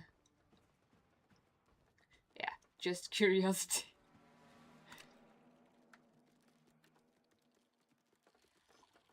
I want to try this gun. I know the plot, yes. I know the plot almost by heart. I know the plot. This game is one of my favorite games. It came to me first by like tidbits when I was 10 years old when it came out in 2001. And something about it just kept on haunting me from afar. I never played it until I was like grown up fully. But something about it was just, what is this? What is this? And I think this game has that effect on a lot of people. So yeah, I know the plot. And I love it. Hey! That's the door we're going in. She found the door for us. Helpful. Helpful. Okay, so I can speak freely. I messed up someone's... Just a moment. I'm reading on my phone because my other screen is not optimal right now. Okay, so I can speak freely. I messed up someone's gameplay so bad because I spoiled the ending for her without knowing. Oh, don't feel bad. That can happen. I almost... Like sometimes when I get really excited, and especially if it's something that is just like engaging me, like a plot that is engaging and deep to my heart, that kind of gets in the way of remembering that. Did I know how did it go though? Like, where you're like, you feel bad for writing because I feel like I'm. No, you're not. No, no, no. My toothache is stopping me, and it has taken over my brain power. So I'm thinking about, will I stream until I go into drooling mode, or will I just see how this goes? So I was having toothache, and toothache is like right where it is now. It's like it's not so painful that I feel like it's like outside my like window of pain that is possible to use or something. But it's also at this place where I'm just like currently sapped for energy. And then I was curious about this. I have never been on stage. I've never done like focus work. Toluca prison is like the most overwhelming place to have no focus and a tooth that want to take solo approach to the whole choir. Just I want to use your brain. I'm the captain now. So I just wanted to see how far I could do this if I got lobotomized, if I would thrive, if this was a wild, or if it just. And currently, my brain is memory leakage incarnate. But you're not stopping me. Tooth stopping me. She muted you for a while. She was so pissed. Oh, I never been pissed on a stream before. Like this is the most like brain damaged I've been on a stream, and that's just because toothache and me are like sworn nemesis, except for Windows though. Windows and Microsoft's first, and then toothache. But yeah, I'm tired. Yes, because toothache, since it's so close to your brain, it communicates rapidly. Like it's easier to break your toe than have a tooth that is just like smally, just like pin pricking you into your dome. But the synapses is so rapid, so you get so much like communication going. So it feels excruciating very fast, but it doesn't feel excruciating like now. But it feels like I'm like fatigued till I'm like brain, huh? Like that kind of. And I was just curious, since I had put up a stream, if I was able to actually, how would that be useful? Would it be just me drooling, or would I just quit? It, like we have played for approximately 2 hours. That was my goal. Today I had a very, very, very mundanely aggressive day. I am allergic to mundane scenarios, and today even the postman did something weird. So today has been a very, very unplanned, unscheduled, ad hoc improv day. Luckily, I'm good in chaos, but not with toothache. But even when I got a package in my mailbox, it was wrong. It happened. Failure happened, and I rolled a critical fail, and then I luckily found my package. But yeah, this day started with oh no, ow, ow, and just in the silliest ways, like nothing major, just stupid things, just mundane things. The postman, he came for like just some hours ago, 2 hours, 3 hours ago, and he delivered my package in the wrong mailbox. So luckily, I recovered that package. But I was like, oh, the package is not here. Who do I call? Ghostbusters? Like, I don't know. And then luckily that critical rolled into, okay, it fixed itself. But that was like, man, you're showing up at nighttime. You are probably not. Have you always slept? I live in Tromsø, so it's always dark now at this time of year. So maybe he just fucked up and thought it was early in the morning. I don't know. Like seasonal depression can really fuck with your mental stability. Like vitamin D is important for your fatigue and your absorbent of vitamin B. And I'm lucky because I get like injections of that.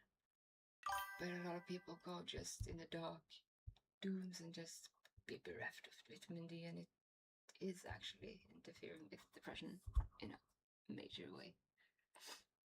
Jeg er norsk, yeah. I'm coming from Norway. I am norsk. I am norsk. Yeah, that is my brain aneurysm tooth thing happening. I was hoping it would just stay calm and I wouldn't have to. But me and toothache goes like sworn nemesis. It's gonna be escalating some way. There is a dentist bill incoming, but okay. It was actually a bit exciting to just okay. I'm gonna challenge myself because last night here in Tromsø, it was a blizzard that almost blew me away. I could T-post to the store. I'm back again, never moving a limb. And I went out to my porch, and then I couldn't close the door because the wind was so foul. Like wind was howling that I almost had to just like give up on that and just like wait for help.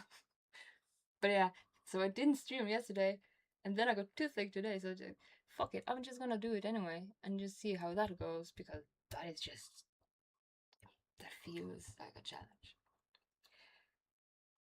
I prefer to speak in English. Yeah, I do actually prefer to speak in English. I prefer to speak in English mostly, and I do this in the most horrible way Norwegian people do. You do it too. I I bet you do. If you meet a person that is from another country that want to learn Norwegian, you're gonna speak English now, bereaving them of that experience of I need to teach myself by trying. And I'm my best friend. She's French and she speaks Norwegian very, very, very good. And not for any shape, form, or act from me. I have spoken sincerely, wholeheartedly, only English to her from the start of our friendship, which is horrible. But we do this. How I found out about Silent Hill. Mm, you should have blown the postman away. Well, he came today, but the storm was yesterday, so he probably was blown away and just that's why he was late. Maybe he just got blown away and just finally landed somewhere. Because I was lucky going to the store when it's just like kind of slowly pushed me away. If I had gone out when it was really like then I probably would have flown.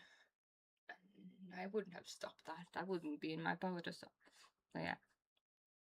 I do prefer to speak in English, but I do prefer to speak in any language that I feel is like if I have a word for that in another language that fits, that that it fits. But I usually speak English, even though I speak Norwegian as my mother language, but English has more words and more stupid pronunciations. How I found out about Silent Hill, I was probably 10 years old, maybe younger, and just found in the bookshelf of my father. He played Doom, and we used to play Doom together, and we used to play like computer games together. And I like to watch computer games for the most. And then I found this like thing that was Silent Hill and Resident Evil 2, but Silent Hill. And I was just looking at the cover. It was just haunting me from the cover, and I don't know why. I never played it until I was grown up. So it's weird how that's just like something is here, and it just when I played this game, like from start to finish, knowing it had been with me, like in the back of my mind, never really the spawning, just existing there as something that is. There's something haunting about it. I think a lot of people get that feeling about it. But yeah, I I just went through the game and I just felt, yeah, now I get it. Now I get why this is haunting me. Imagine the firefighting sound it take. Yeah, if you landed in a tree, they chop down the trees here in Tromsø, which is there is a total lack of trees and green here, and they did it because infrastructure. But yeah, he would probably land like on a mountain or on the sea or something. If you would land somewhere, that was probably it, or in someone's garden on Kvaløya, which is the place where tourists go to look at the reindeer and poop in someone's garden. There is so much reindeers in Qualia, they are just like standing in the middle of the road. I can understand tourists just like wanting to see them, but what the fuck? That is like dinner on the road. You don't need to stop for a fucking shell or something. You just pick up a reindeer. There are no polar bears, you know. A lot of people think that it's polar bears and penguins walking among us, like they are part of the social structure. Honestly believe that's the best age to find out about a game like Silent Hill Resident Evil. Yeah, but that is the best age to find out about a lot of things, because the age between 8 and 15, 8 and 15 is the age span where you evolve your identity the most. That is the most like the impressions you get in that age span has the biggest impact on you and your identity, because that is the time we evolve identity. So yeah, between around 8, 9 to 15, that is impactful. And that is why people always get very nostalgic to things that happen around that time. And yeah, I don't know, but this haunted me. I love Silent Hill 2. I love Silent Hill F2. Like, that is also, a lot of people was curious about it. Like, this is strange, or this is new, or it's different in a way that they didn't. Like, it had a mixed reaction, I felt. But in my view, just going down the rabbit hole there, it was fully in its own Silent Hill. Just like this is its own Silent Hill. Like Silent Hill 2 is its own encapsulated Silent Hill. And it's not taken too far. That it's just compact perfectly. But Silent Hill 2 messes me up, honestly, because the story is extremely cruel and twisted. Yes, it is. I used to love the game, but as I grown older, I discovered that it is. It's a bit. I find it actually kind of cool, like in a way that you can. Like, a lot of things in life, if you are like, that's why I said in my last stream I will be prepared for trigger warnings and stuff, because a lot of places you have to have trigger warnings here. But I kind of think it is something about the uncensored psychological, like, visual representation here is just perfection. It's chef kissed into, you don't do art better than this. This is a representation that is visual of what is going on, but in a way that you might not have seen in monsters in other games. So Silent Hill is kind of unique in that way. It's a very unique experience because they made it so visually explicit, to be honest. And yeah, they make you play as a good guy. No, you're not a good guy. You are going down yourself. Like, James is basically, in his own way, he has a different Silent Hill than Angela has. Angela's Silent Hill is burning. She doesn't see rust and water, she sees fire everywhere. Her Silent Hill is totally different from him. And Laura, which isn't supposed to be here, she is not seeing any monsters. So what James is seeing is actually just a representation of his psychological process of what he is there for. So nobody ends up in Silent Hill except for Laura and Shu. I feel it to a bit, but he's dragging us too. So yeah. Oh, spoiler. Anyway, they make you think he's because you're seeing it from his eyes and he's confused, and he is just, a lot of people who have like this fugue or amnesia, like trauma can induce a lot of things in your mind. And James is absolutely going into his psyche in his Silent Hill. That is why a lot of these enemies has legs, extenuated legs. He likes legs. Legs is his thing. That was, they have shoes and stuff. And there's a lot of legs. And he is just meeting himself. everything he does here is himself projecting himself into the most pathetic monster you meet is the first monster, and that is a perfect representation of why James is so guilt tripped. Why he is here. He did something very bad, and that monster is representing that. And that is why it's so fucking pathetic, because he was feeling so much like towards that without saying more than that. Towards that, doing that, that it became that pathetic thing he just killed. And he keeps on killing that in him until it kind of starts spewing out of him. Like in the rested worlds, you can see all of the like enemies just tainted to a degree that they are just like filth upon him. And in that way, he kind of like takes it a bit further. Like, I did this. He kind of processes it in a visual way, though. It's kind of very well represented. That's what I think was scary, because it does make sense at the end why he was through what he was, but not knowing why until the end is extremely scary. Yeah, but that is also psychological horror, and why I love that, because you don't get to go into somebody else's shoes. Like psychological horrors take you away from your comfort zone in the way it uses. Like this is perfected through how it used jump scares and everything, but you, you get kind of scared and adrenaline out of your shoes, so you kind of get more immersed with the protagonist. And in that way, if you also feel like, why is this happening?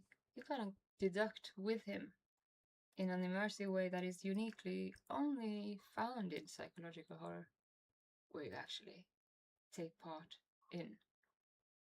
Like if you are a protagonist that is actually also like James here, he has his guilt.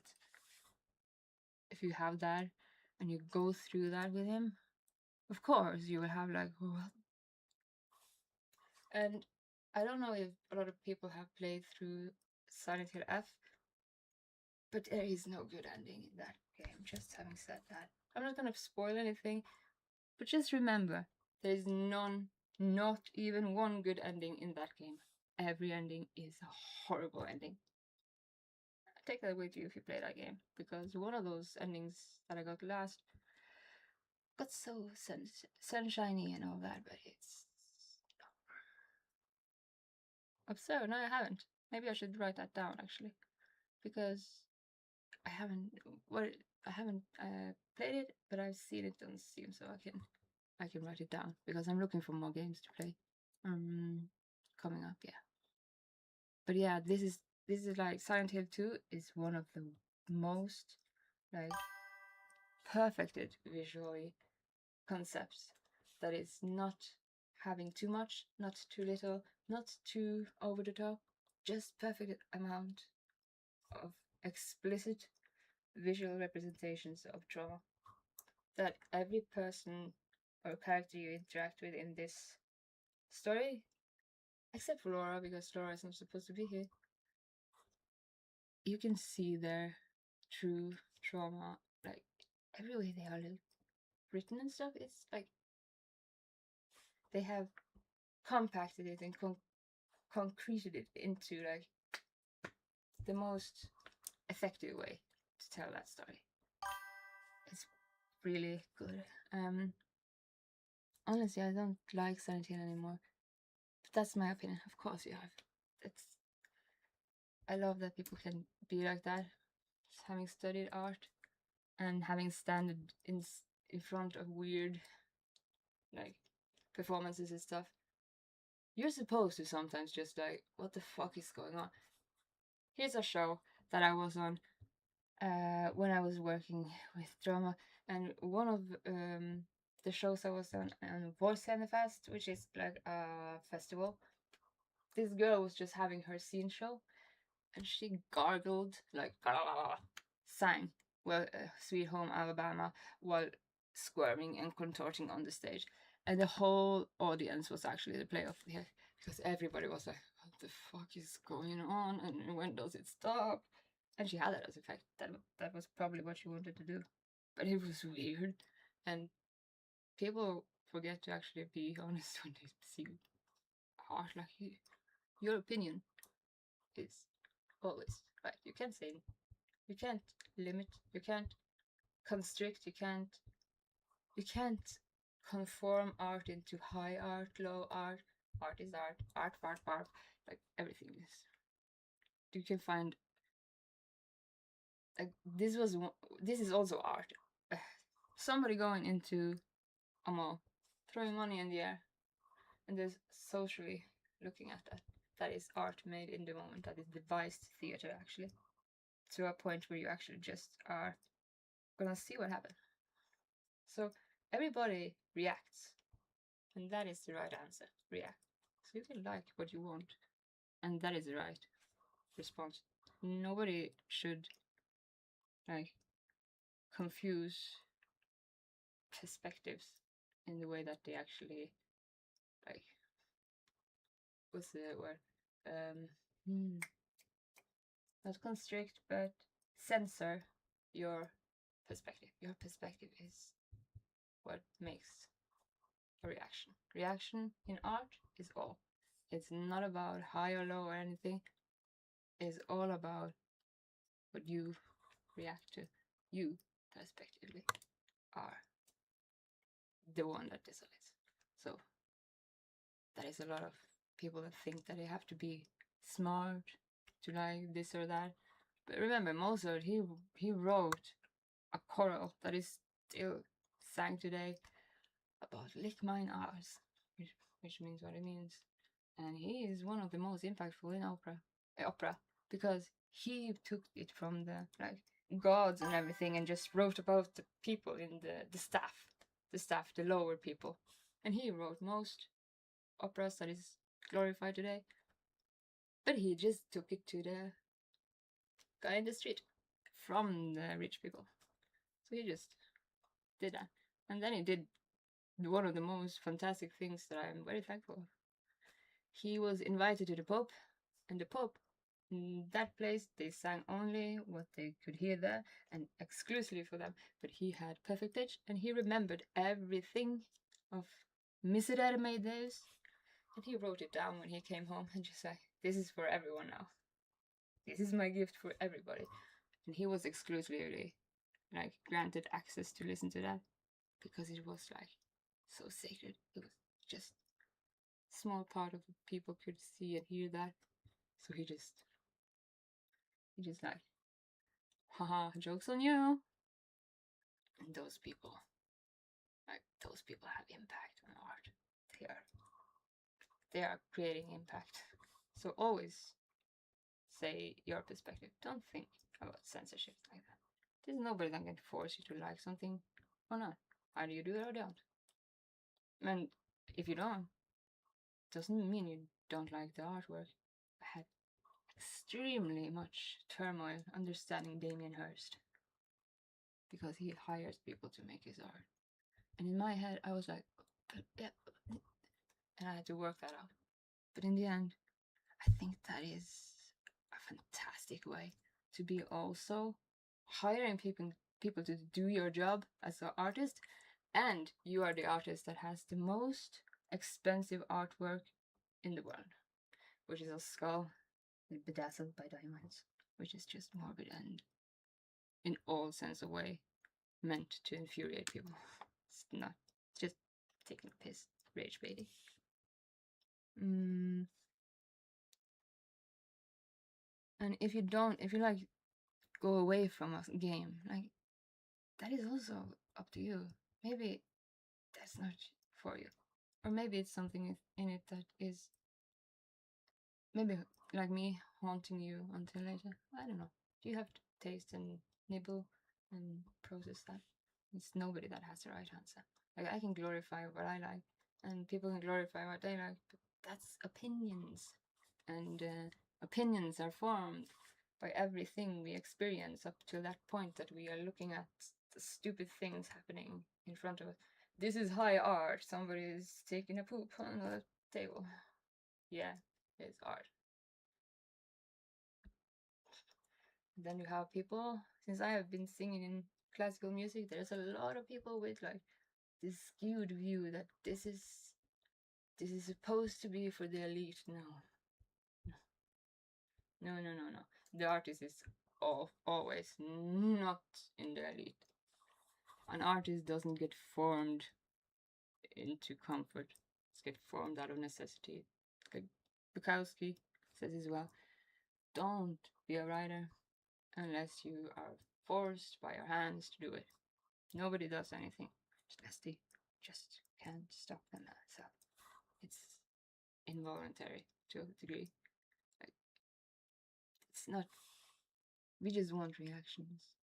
Somebody shitting on a table might be art. Like in Dispatch, they have this like fart barf. Yeah, that's poetry. It was written in poetry. It was so, and that's poetry coming from a poet.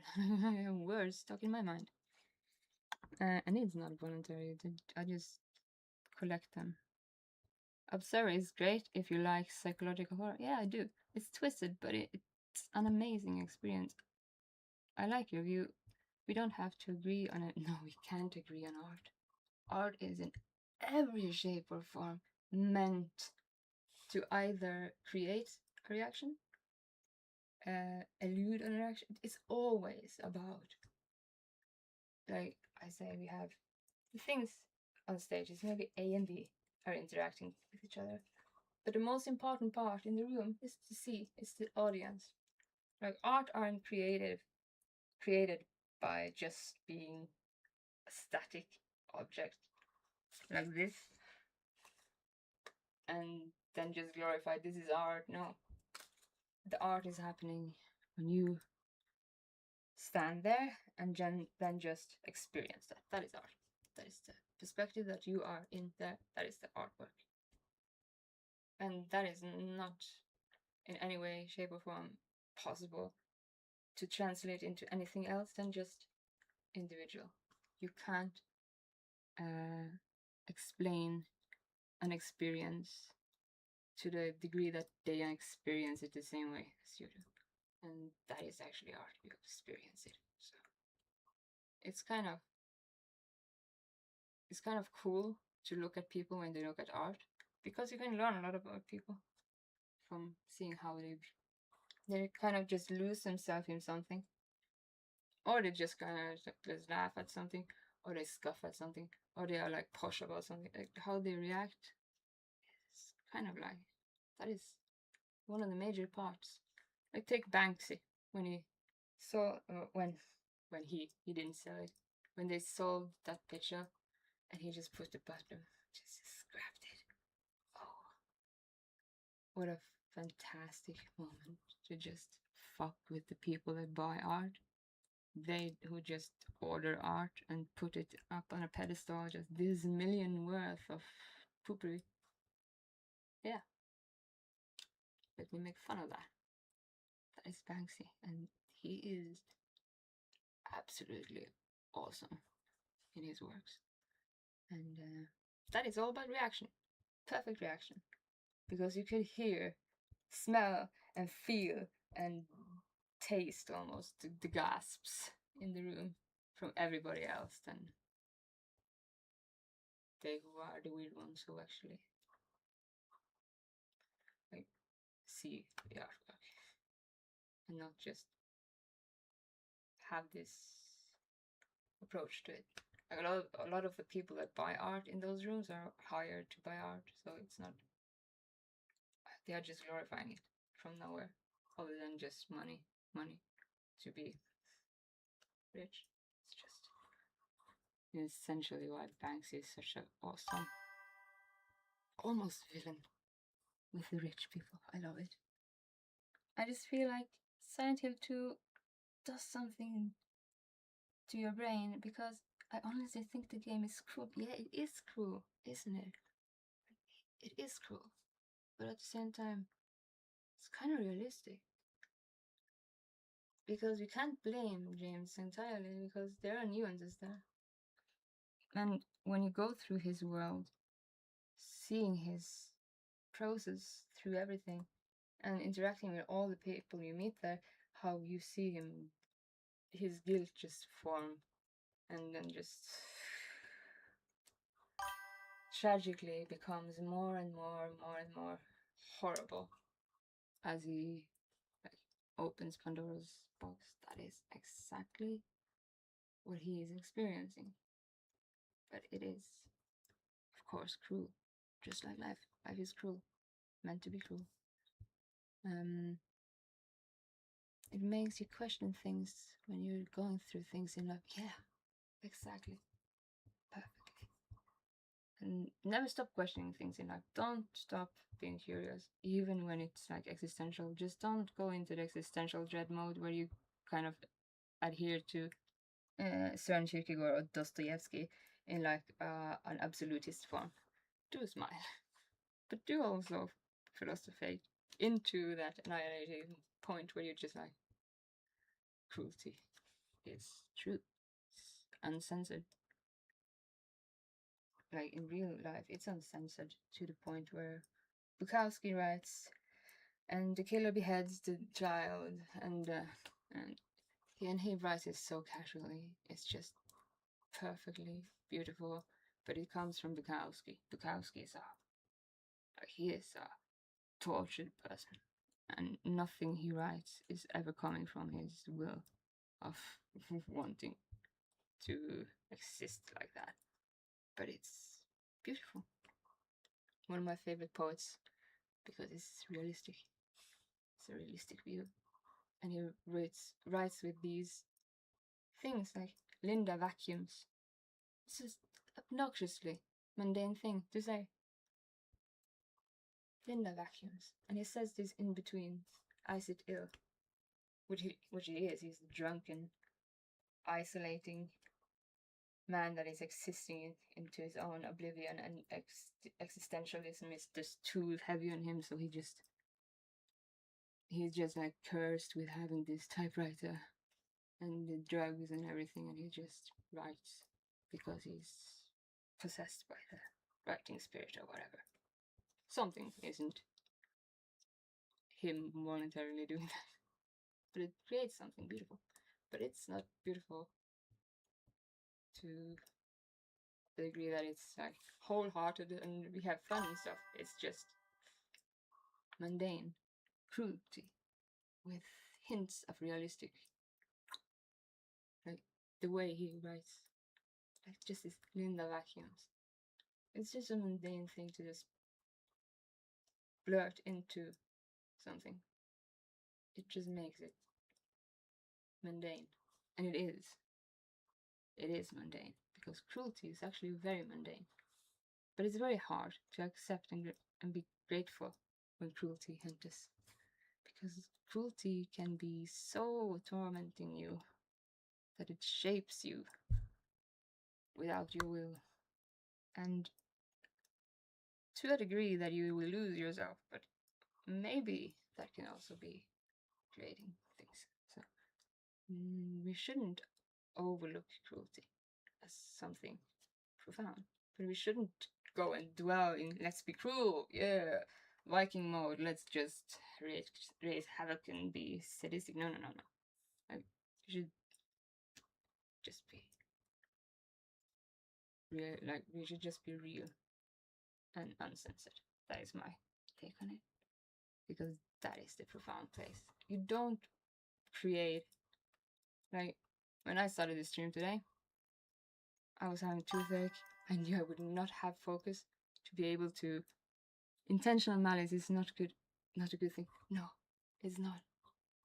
But it's never made from nothing. Like it comes from something. The motive is created, and it's never. Malevolence is never a good thing. No.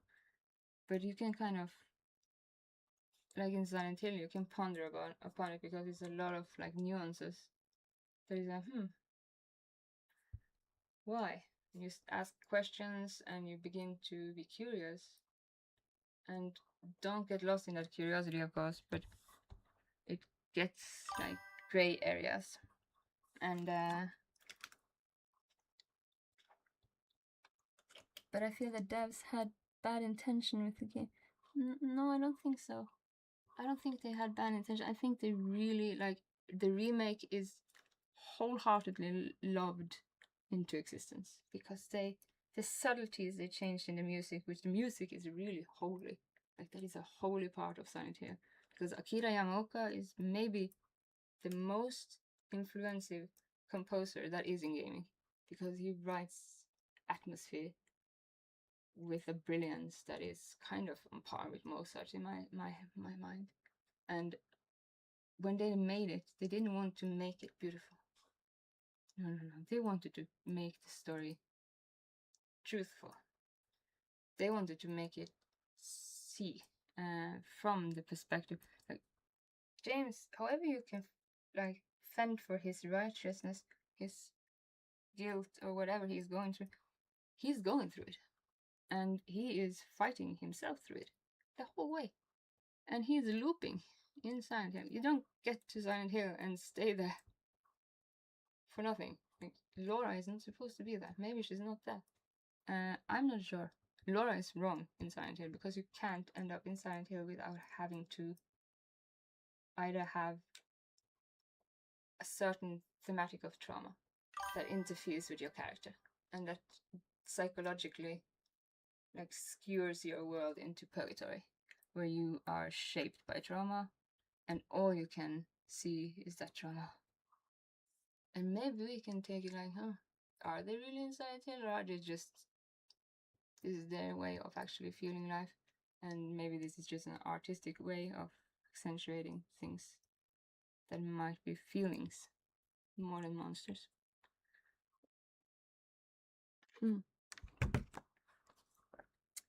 I feel like it's dark programming. It's dark programming because they may go through this never-ending hell. Yeah, that's guilt. If you're really, like, living with heavy guilt on your shoulders, then it will live with you and exhaust you, and it will be a hell.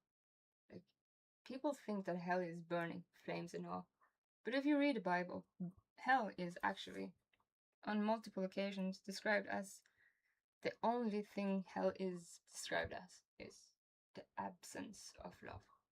So if you're just tortured, you're in hell. Like, that is not that isn't one way to see it. It's an individual situation. Torment is exhausting and confusing. Yeah, exactly. And it's also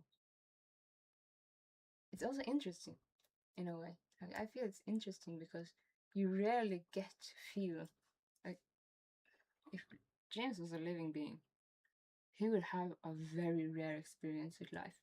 He would have a life that is not normal. So he would have one of those perspectives in life that is just rare. I mean, you don't get to see all these things. It's like, it's this slow drag of breakdown. Yeah, that is psychology and neurology and psychosomatic. That is us in human condition when we are exhausting ourselves through life. That is basically, we are breaking down everybody, however happy, wholesome, glad, or whatever you're doing, you're slowly mortal, and that is also not a bad thing. Who wants to live forever? That must be very boring in the end. If you had done everything, what would be left to do? If you had explored everything, where do you go to explore? So I'm kind of happy that we are mortal in that way, because it doesn't feel so existentially boring. Boredom. Death by boredom must be the worst thing in the world. Like, that is. Oof.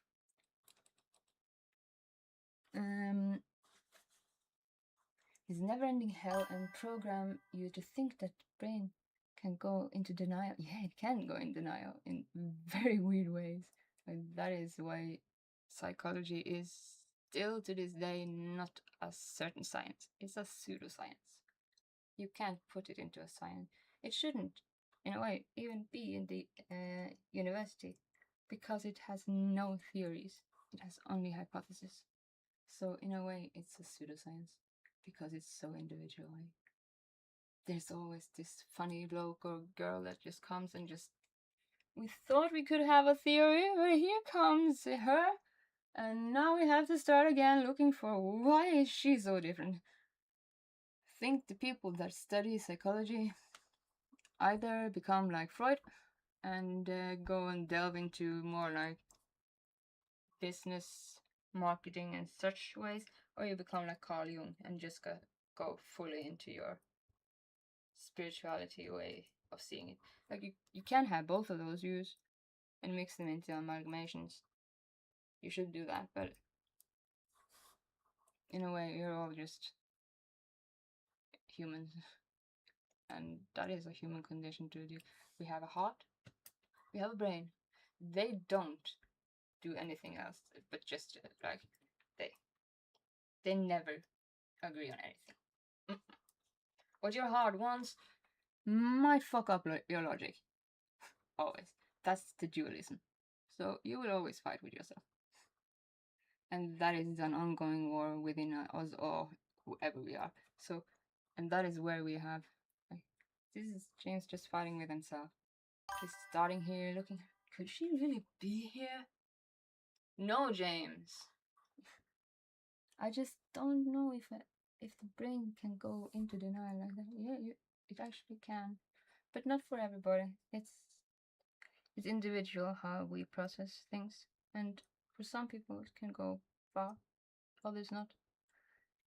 The point of complete suppressing their reality, if you murder someone, I can't imagine how you can suppress it. Yeah, but you haven't murdered someone, and I think just like James is really guilt plagued to the point where he just don't want to believe in it. He is absolutely tragically in hell with his own. What have I done? Thing. And he regrets it, and at the same time he doesn't. So he's in inner turmoil. He is fighting himself.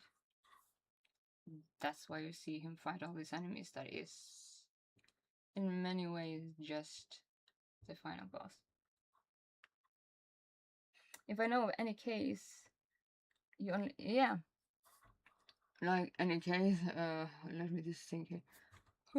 My neurons are fried from toothache. Let me just reconnect my brain cells. Yeah, there is a certain amount, like not just denial, but there is a certain amount of our brain that works this way, that if we are in a way that is killing us, like our brain will fire off adrenaline, cortisol. We will have like hormones forming in our body that will begin a process of preservative, like you will preserve yourself. And this can go so far as when I operated my eyes, because I have had not just LASIK, I have had ICL operation. An ICL operation is that they go in and change your lens behind your eyes. And they said to me, because I have a hole in my eye, like you can see it kind of like it's a black dot, and they said that the sun will maybe shine through that, but your brain will learn to like categorize certain informational bits as unnecessary. Your brain does that. Just think about the last time you went down the street. How many of the faces you went by can you vividly describe? It will always be like you will remember them, but not in a vivid detail as you might remember the faces of your loved ones. Because a lot of the information our brain is taking in is also put as unnecessary memory to preserve ourselves and not exhaust ourselves faster, because our brain is actually actively trying to let us live and function to the point where we actually have to do that as a way to survive a lot of things, and just like battery power, just like don't abuse the battery too much. Yeah, but Silent Hill is fiction. Yeah, it's fiction. It's a very well written fiction. It's fiction. That is true. It is not a true story, but it's a very good written fiction. Brain can't pretend it haven't done anything unless you're clinically insane. You don't have to be insane. You have to be delusional. To a certain degree, you have to like disagree with what is true, objectively true. Like when you feel, that is an emotional perspective of the thing that happens, whatever happens. But that is also like with the heart and the brain, it's a different, like objectively describing what is happening is also different from the emotional part of what is happening. So you will feel something, but it will only, like if you are to explain it emotionally, you cannot like objectifying it to the degree where you overlook emotions will be wrong. So in a way, we will always be emotionally and objectively in the need of actually trying to balance that out. Or we can only adhere to objectifying things, or we can only adhere to emotionally exploring things. If we only do it emotionally, we would close our eyes for everything that happens except our emotions, which is a very good way of actually becoming delusional. But yeah, that is also like a preservative way of like not annihilating yourself. If you have a neurotic way of, like we have neuroticism and we have stoicism to a degree, or calmness, and we are all on this spectrum somewhere, just and in like ever dynamic flowing topographic too. So yeah, it's not like you are one mood through your whole, you're not monochrome through your whole life. You have like mountains and just ups and downs and in and outs and topographical and dynamic. You have colors. We use that in music, colors. A lot of musical tones are described as use this color for that sound. James is acting insane in Silent Hill 2. If the reveal was that he's insane, then yeah, it would make sense. But he's not insane, he's just in denial. Or is he? That is a question. And that is actually up to the player to, like, how you play James, how you experience that. How do you feel about that? Because I can say that, yeah, but he's not insane. But in a way, maybe he is. Maybe he's totally insane. Maybe nothing of that is actually happening. Maybe he's just sitting in a room somewhere. And it's like this. You can take that approach. But it will be like still smothered within that emotional perspective. So objectively, you are also correct. You can see him as insane, unsane, desane, resane. You can see him in many ways, but the way we see him and experience that game, I think that is the right answer for the individual. And then it's actually interesting in hearing people talk about it because that gives input.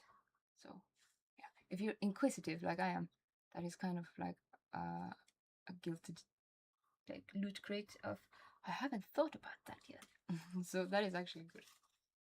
And a lot of things, people have a bit of fear of actually just allowing themselves to think about like their perspective. Like, many people think they are right in everything. Like, no, no, no. And I kind of like to think before I say no. Like, I kind of maybe think a bit too much. not philosophize myself into hell and beyond. I don't go into like I don't go into that nihilism valley. But you have to feel like you have to be a philosopher in some ways. And I think a little bit of us don't remember that we have 2 ears and 1 mouth, meaning we have to listen more than we should talk. And I think it's actually more interesting because sometimes I get things that I didn't think of before. And that is kind of interesting. That's why I'm interested in psychological horror, because it's so out of my world, kind of. And sometimes you see relatable things. Sometimes they are scaring you, or sometimes they are just relatable in a comfortable way. Like, I find Silent Hill very comfortably. Like, in a way, it's a comfortable, uncomfortable thing, if that paradox makes sense. It's like, it's kind of like, not relatable that I can relate with James, but it's something with it that is just, yeah, it's comfortably melancholy to me. But that is not the same for you. For you, you are having the opposite emotions. And yeah, thanks for the convo. By the way, I'm not leaving. I just think this was a good spark. Yeah, I love the input, because this is what I cherish. It's a loot crate of things I haven't thought about before. And my mind just, I have ADD, so it just goes on autopilot. And it thinks and analyzes. When I sleep, when I stand, when I eat, whatever, it just does not adhere to linear time. So sometimes in the later days, when I have had days like today, I actually just become silly and have stupid humor, because it's so like when things get like when there's so many things that comes, like toothache, this and that, and you're just like feeling fatigued, everything becomes a bit absurd and funny. And I think that it's just my brain just like, this has been too much. Let's go to mush stand and just like porridge in now, and just like, you're lobotomized now. I think that is actually a bit funny, because it is always the mundanest things that just fuck up your plans and make you having to like ad hoc take a new approach to everything that you're supposed to do, and then you get like challenges, and I'm like, huh, that's interesting, to a masochistic way, because that is what you do in theater. You curiously delve into, how can I do that differently, and what happens if I do this, and contrasts, and a lot of it has to do with how you communicate with people, and a lot of that has to do with how you do that when everything fails. So you have to be impulsive and ready to do whatever you can to just save things when it falls on the face of complete chaos. Or, as I did once, just forget I wrote this whole poem, and it was part of a play. And one of the shows, I stood there and I forgot everything except the first verse. And I was just like, what the fuck? Where's my brain? Where is my mind? And then I'm just like, what the fuck? Have I forgotten that? And then totally just going into that. And then I just had to ad hoc it there. So I just made up something. And it could be fart buff. Like, poetry is stupid. Just make words. And that is poetry, really. Like IKEA pillows in a pillowcase. Between me and you, different opinions. Words, poetry. Can't say that, it's not art. It's just words. Expressed. And that is where the true gem lies. Because if you can try to see things from a different perspective, you're given like a golden opportunity, in my way, to actually just, I haven't seen that yet. That is not in my language. I don't understand that. Let's think.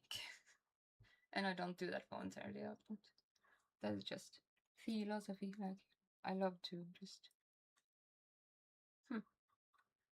ponder upon things, and it's not that I do it just to existentially dread myself into hell. It's more like curiosity. And I don't think I lost that when I was a child. From when I was a child, I think I kept that curiosity because people are kind of weird, and I like weird people because they question, they make me question things much more than I kind of feel this. A lot of people are obnoxiously, without the bad context, context, context to the word, obnoxiously comfortable existing in an existential mortal like battery drainage. And I don't think they have like that is a mystery to me how you can be so comfortable. And it's so much weird happening. Like they don't question much, maybe they have turned off that curiosity. I'm not sure. But it's a mystery to me. At the same point as like insanity is a mystery to me. I ain't ever gone insane. And sometimes I wish I could know how that felt. Like how do somebody with schizophrenia actually like hallucinate another person and believe it so full-heartedly that they are actually disappointed when they didn't see that person be real. And it's, to me, it's not so much about like my perspective is more about like, well, that is interesting. I haven't thought about that.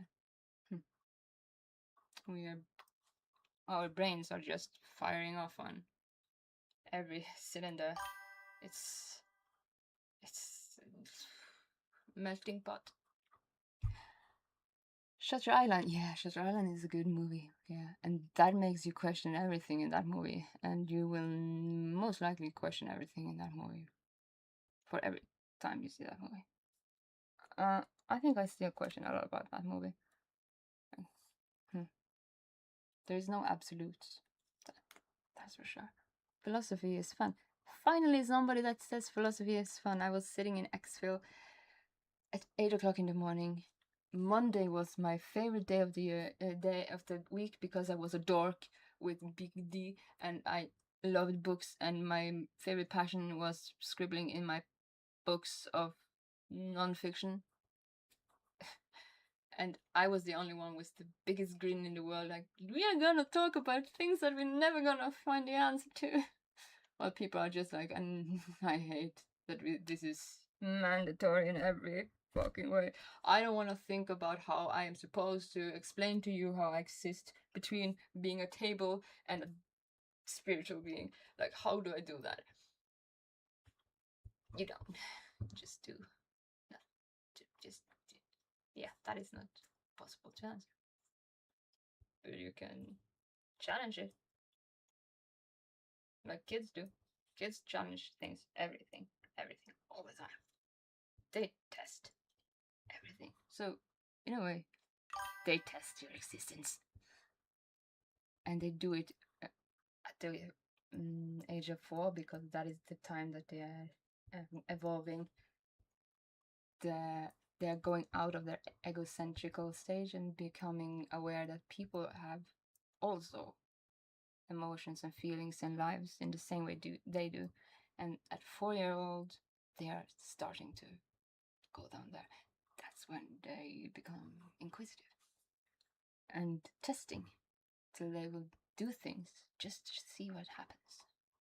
They can be cruel things, like pushing a person just to see how that interferes with surroundings.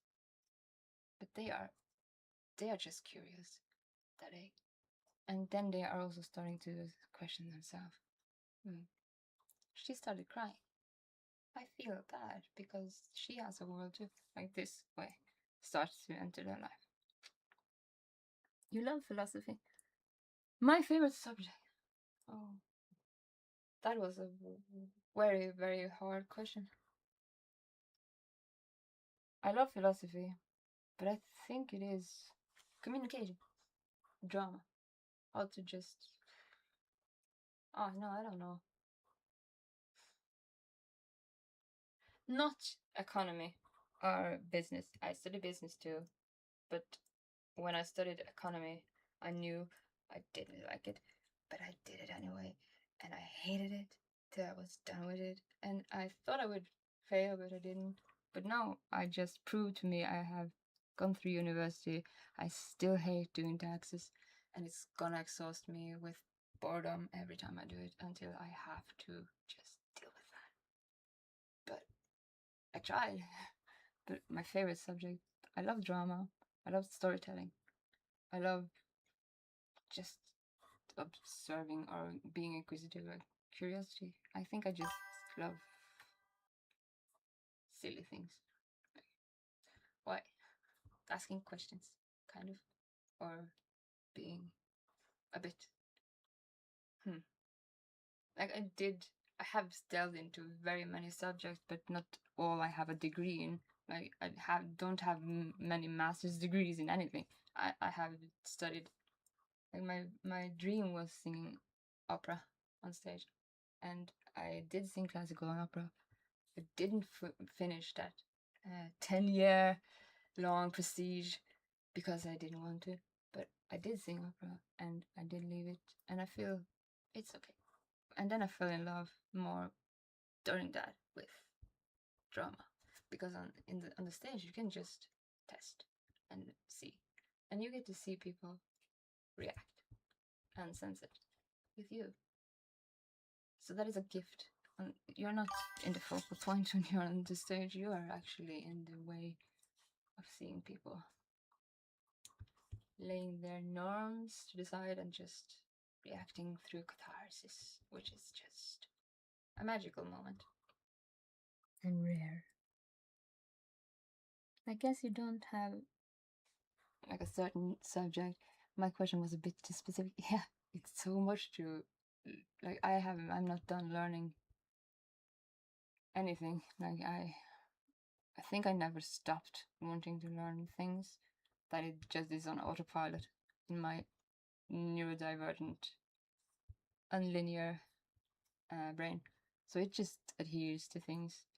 So yeah, but it's kind of like I like it, and I like to like question things. So kind of philosophy, but not to the degree that I am like I want to be a philosopher, because nah, I want to be like I feel most comfortable when I'm in the theater, because for some reason that is just like, I don't know what it is about that. Actually, it's a testing stage where you just get lost in just you can just do, and that is all, and that is all you do. Drama is both sociological. It's communicating in a way that HR should be.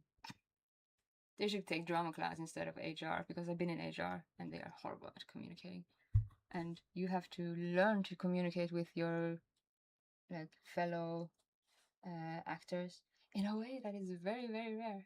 You don't get to do that with many people. You don't get to fight and hate and cry and then you just have to adhere to the same temperament. You have to have that uncensored. And at the same time, if you find that in somebody and then they also just like after a hard day, the clock is like soon midnight, you have fought all the day, everything, and you hate that person, and then you just sit down just like, oh fuck, I just am so done with this production. And you can find that common ground that we are fighting for the same thing.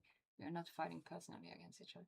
And one of the persons I did fight most with became the person that I had the closest friendship with. Just like kids do. Kids fight a lot when they are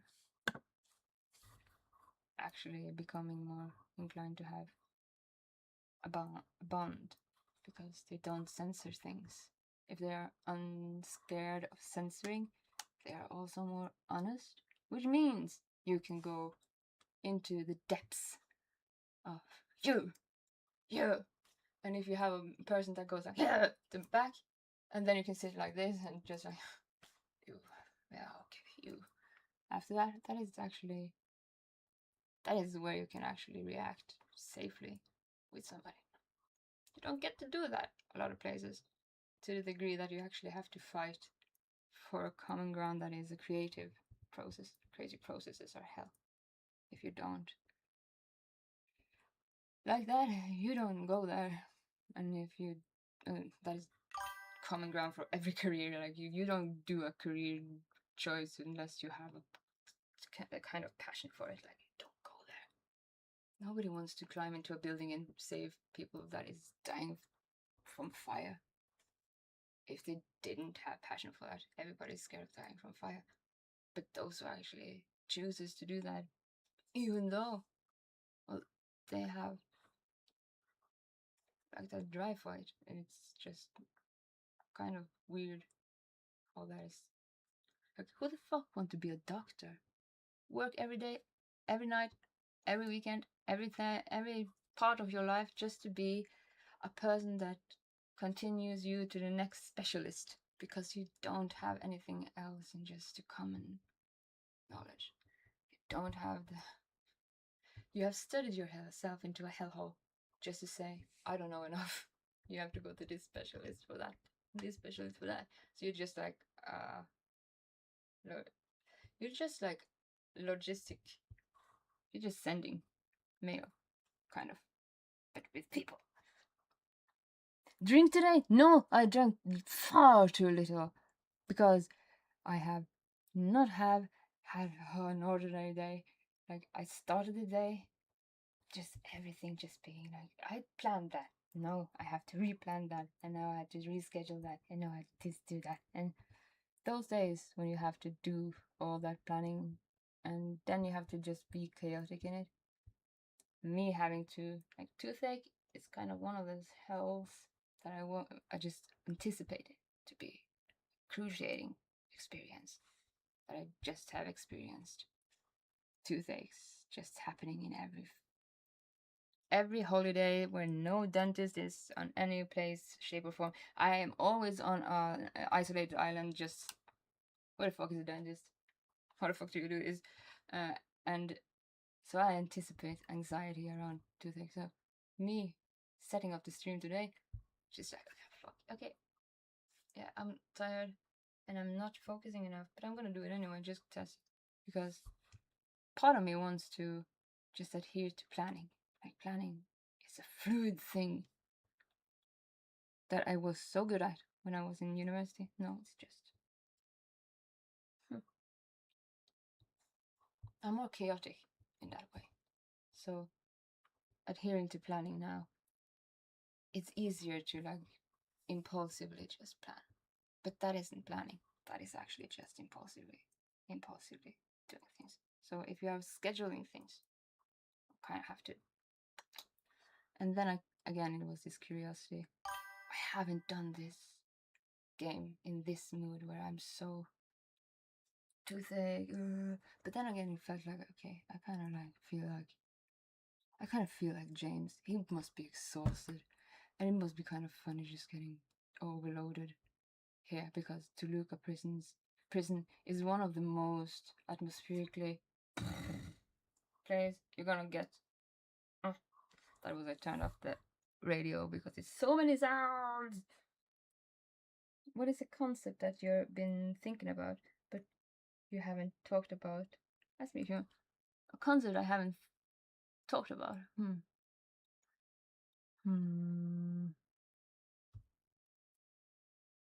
I must think. I am very, very uncensored because one of the first thing I did in university was take clowning. That is the first subject of drama. You're supposed to be stupid. Go fall on your face. Experience failure. And when you do that, it takes away, it desensitizes you. So I kind of, I'm not so scared about talking kind of bluntly and uncensoredly, like, but I don't do it like to be blunt or mean or stuff. Like, I do it more inquisitively. Like, do you know that I don't know, kind of. So I don't know if Why do I hate like economy to the degree that I had to do it as a degree, just to try to see if I can be desensitized to the horrible boredom of it. And now I know how to do that. I can work with it, and I do work with it with this, but I can't escape the existential boredom that is like, it feels like I'm dying doing this. But I tried to get that desensitized with doing it business degree. Business people are boring. Not scared, but maybe opportunity. Yeah, maybe opportunity, but not to the point where I actually want to be like discomfortable with it to people. I don't want to create discomfort. That is not in my vocabulary. But if it's open for curiosity, like if there is like, you can kind of sense with people when you work with them if they are kind of somebody you can just like be real with, or you have to kind of be like on a distance with. And sometimes you don't want to test that, but sometimes there is a part of me that just wants to rip those masks off and see what's behind, like kind of what I'm doing in drama. Like I want to test myself a bit, and it's kind of masochistically like, what if I did that in this movie? You have to try. Like today, toothache and me goes like nails and tea mixed together. That is just horrible. I hate toothache. It never is a positive experience. Today it's not that bad actually, just sensitive now. But it's never a good experience. And then I'm just like, yeah, let's see what's happening if I do that. And then I have to play this game in this place. It will be a nightmare. I will not succeed. I will be running around unfocused until I'm not bottom up. And I just wanted to test that out. And that is a lot of work you do in the drama. Like in theater, you just, what if you did this, but instead of doing it seriously, just do it silly and just test out shit like that. That is essentially what you do. That is all you do. Just play with it. And then you have to do that like while you're communicating with people, doing it and not thinking. So that is improvisation, and you have to improvise. Everybody improvises in their daily lives. Like today, mailman or came with my package, put it in the wrong mailbox. How the fuck can I do that? It's like these small. I can barely get my hand in there, and I was just looking out, just getting locked out of it. Thank you for the follow. And hello.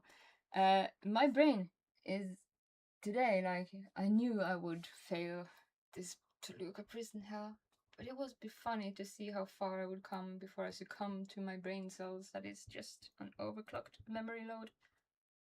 No, my tooth isn't aching that much, which is that's a fucked up funny. That is just absurd. You have toothache the whole fucking day, but now it starts to go away. Like it just wants to like like red herring you into something and just like, no, I don't trust that way. Not with toothache. But I know I have to go to the dentist because the thing with teeth and me, I have something that's called fluorosis, which is like this. It's in the water, and especially from the 90s, they had fluor, which is like you can overdose on that, which makes your like your teeth has this what is it? Ammonia. Oh, amalm, is that a word? That is just there to protect you, and it kind of takes that to a bad degree. So teeth and me are always like, don't give me a toothache. No, I'm not gonna. I was gonna yesterday, but then the tooth fairy came this morning and just like, debuffing you with toothache. So my plan was to go through the entire game from here to the end. But then I came into this when I started the stream, and then I just like, let's just go until I am brain dead and just see how far I come until I'm just looping around and have to say, okay, I have used my brain power. I need to just test out. And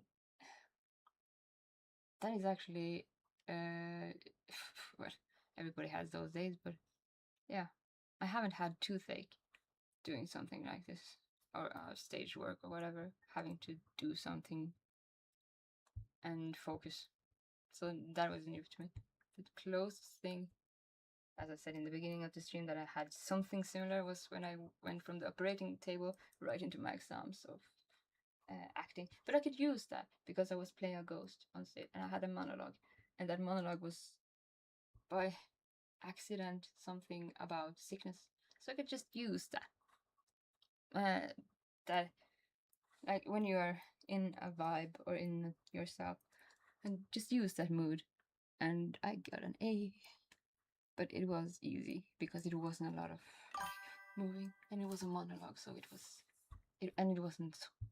I could use that precisely for the monologue. And I thought, okay, this is gonna be challenging because I have no brain focus. Let's see how far I go before I succumb. And my main focus was on just test it out. I am very exhausted, yeah. I exhausted myself with Toluca Prison and with this day. Some days are just more exhausting than others, and I am exhausted. And I'm gonna plan for Christmas. I think that is something commonly exhausting with every one of us. And then again, it's just these stupid things that actually exhaust me the most, like the postman and all the things that you have to replan in the day. And that is the most exhausting part.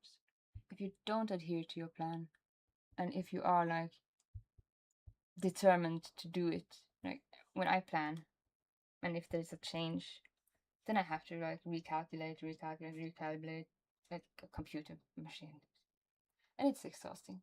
And it kind of is because of ADD and stuff. So being exhausted going into this, I knew that I couldn't finish the game, but I was just gonna test it anyway.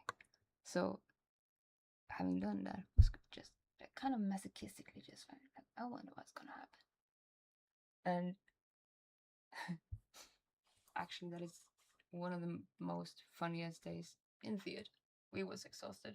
Me, the director, and I was sitting with the director and trying to like finalize one of the monologues with one of my friends, and she was just having this tormented graveyard scene where she was just monologuing into the like depths of despair and sorrow, and we got so exhausted we just started to play with it, and then it just got so silly that the total concept of being a contrast there, that she just, I asked her, can you just laugh maniacally through a whole monologue? And it was just so stupid, we started laughing. And that was like end of day, kind of exhausting picking up. And that was the end of the result. She get an A on that. But we have to be exhausted sometimes. No, I tried it, but I am gonna quit the game around here where we find a save point, because I feel my brain power has been in need of neurons and building new synapses. But yeah, and then again, I like testing stuff and moods. Like, that is what you do when you stage. And to a degree where actually I never took it personally, working with music or anything. Like, being on stage is not about me, it's about the thing I am on stage to do. I'm a radio channel there. So I have been doing opera without any fear of criticism personally, being like, I had two opera singers who were a pair. They were fighting in Italian in front of me. And I was just like, what are you saying to me? How do I do this? Move me like this. And I was not scared of them actually personally thinking I was bad. I was just like, well, what are the instructions? But they were fighting about themselves, how to instruct me. So it's just this, I'm a monkey on stage, I guess. Yeah, rest will do me good. Rest and no funny business from the mundane things. to be honest, I have an allergy towards mundane days. Like I can live with a dragon and roll a 20, but give me a postman and a critical roll a 1, and just like, what the fuck? If I was a D&D character, that would be my total allergy. And it's always the stupid stuff that kills you the most, or enrages you the most. Like when you stump your toe at the end of a long day. But having gone through that day was actually like, poof, you did that. But the toe thing, it's the silly things that exhausts us. And yeah, I think that is good. It's good to be exhausted too, because then you did something. And I could have just quit today, being like scared of like toothache. Toothache in me is 2 things that is scared, because it's always dentist appointments and so rapidly, like excruciating pain. It's gone now, so it's just fucking with me today for the first time in my life. So that's new experience. But yeah, that is anxiety. So I haven't done that, but I wanted to do it just to have it done. And I know I couldn't do the full game, but I did some. Sometimes that is just enough. Like, you don't have to go the whole way. They're doing some construction in my building, so they have been drilling every morning. Oh, I'm going nuts. Oh, that is torture. So I look forward to sleep tomorrow. You know what? My building usually have like some people here like to like get the alarm, the fire alarm, to just go off in the morning. And sometimes I just do that in the morning, like 8 a.m.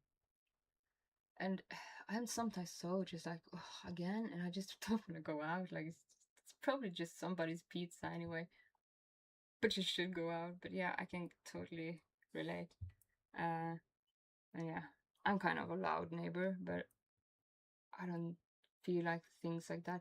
But when you have like a fire alarm waking you up, like often, that is just. Sometimes I just want to snooze it away, just like my clock. But yeah. I'm gonna end the stream here and end my lobotomized, and then I'm gonna just rehydrate, revitalize, and then reschedule. No, my toothache is gone, so the toothache fairy is a mischievous one. That's the first one. But yeah, this unfocused mindset is not good for going through. Maybe it's a bit exhausted like James, but not gonna go through the game in a way that is gonna go through the game nicely. Like, that is for sure. But I knew that going in.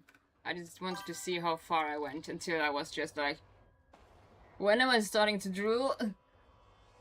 Yeah, good night. This atmosphere.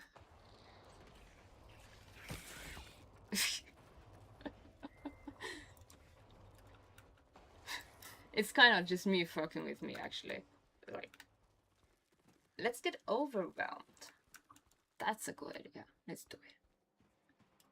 Determinism before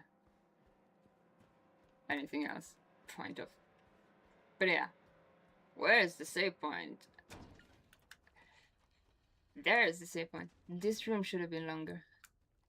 Still my focal point. Like, this is the only thing that I wish they had more in tune with the original. Have that unfathomable darkness questioning you. Is this room gonna end? But it's too short. But yeah. Sometimes you just have to exhaust yourself for failure. And that is the way you teach yourself. Oh. Okay. That's how it do it. And sometimes it gives you, like, in theater, something that is an expression that you can use on stage. Or something is just an expression and it's focal less. Like, this is just mischievous toothache.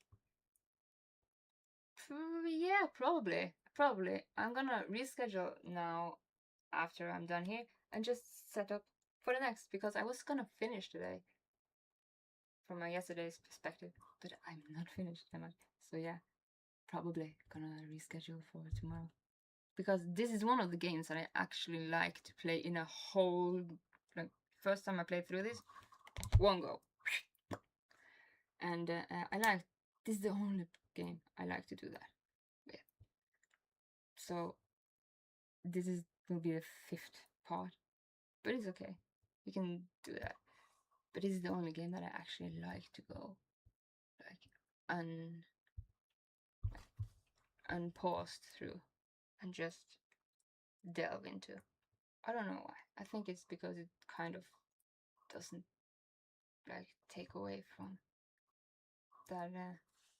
You kind of get a break if you pause the game, you get a break. But James doesn't get a break, so I kind of want to feel his extent of dread. Yeah, take care. I'm gonna end my stream now, and yeah, update in the schedule whenever I find time. Thank you for the combo.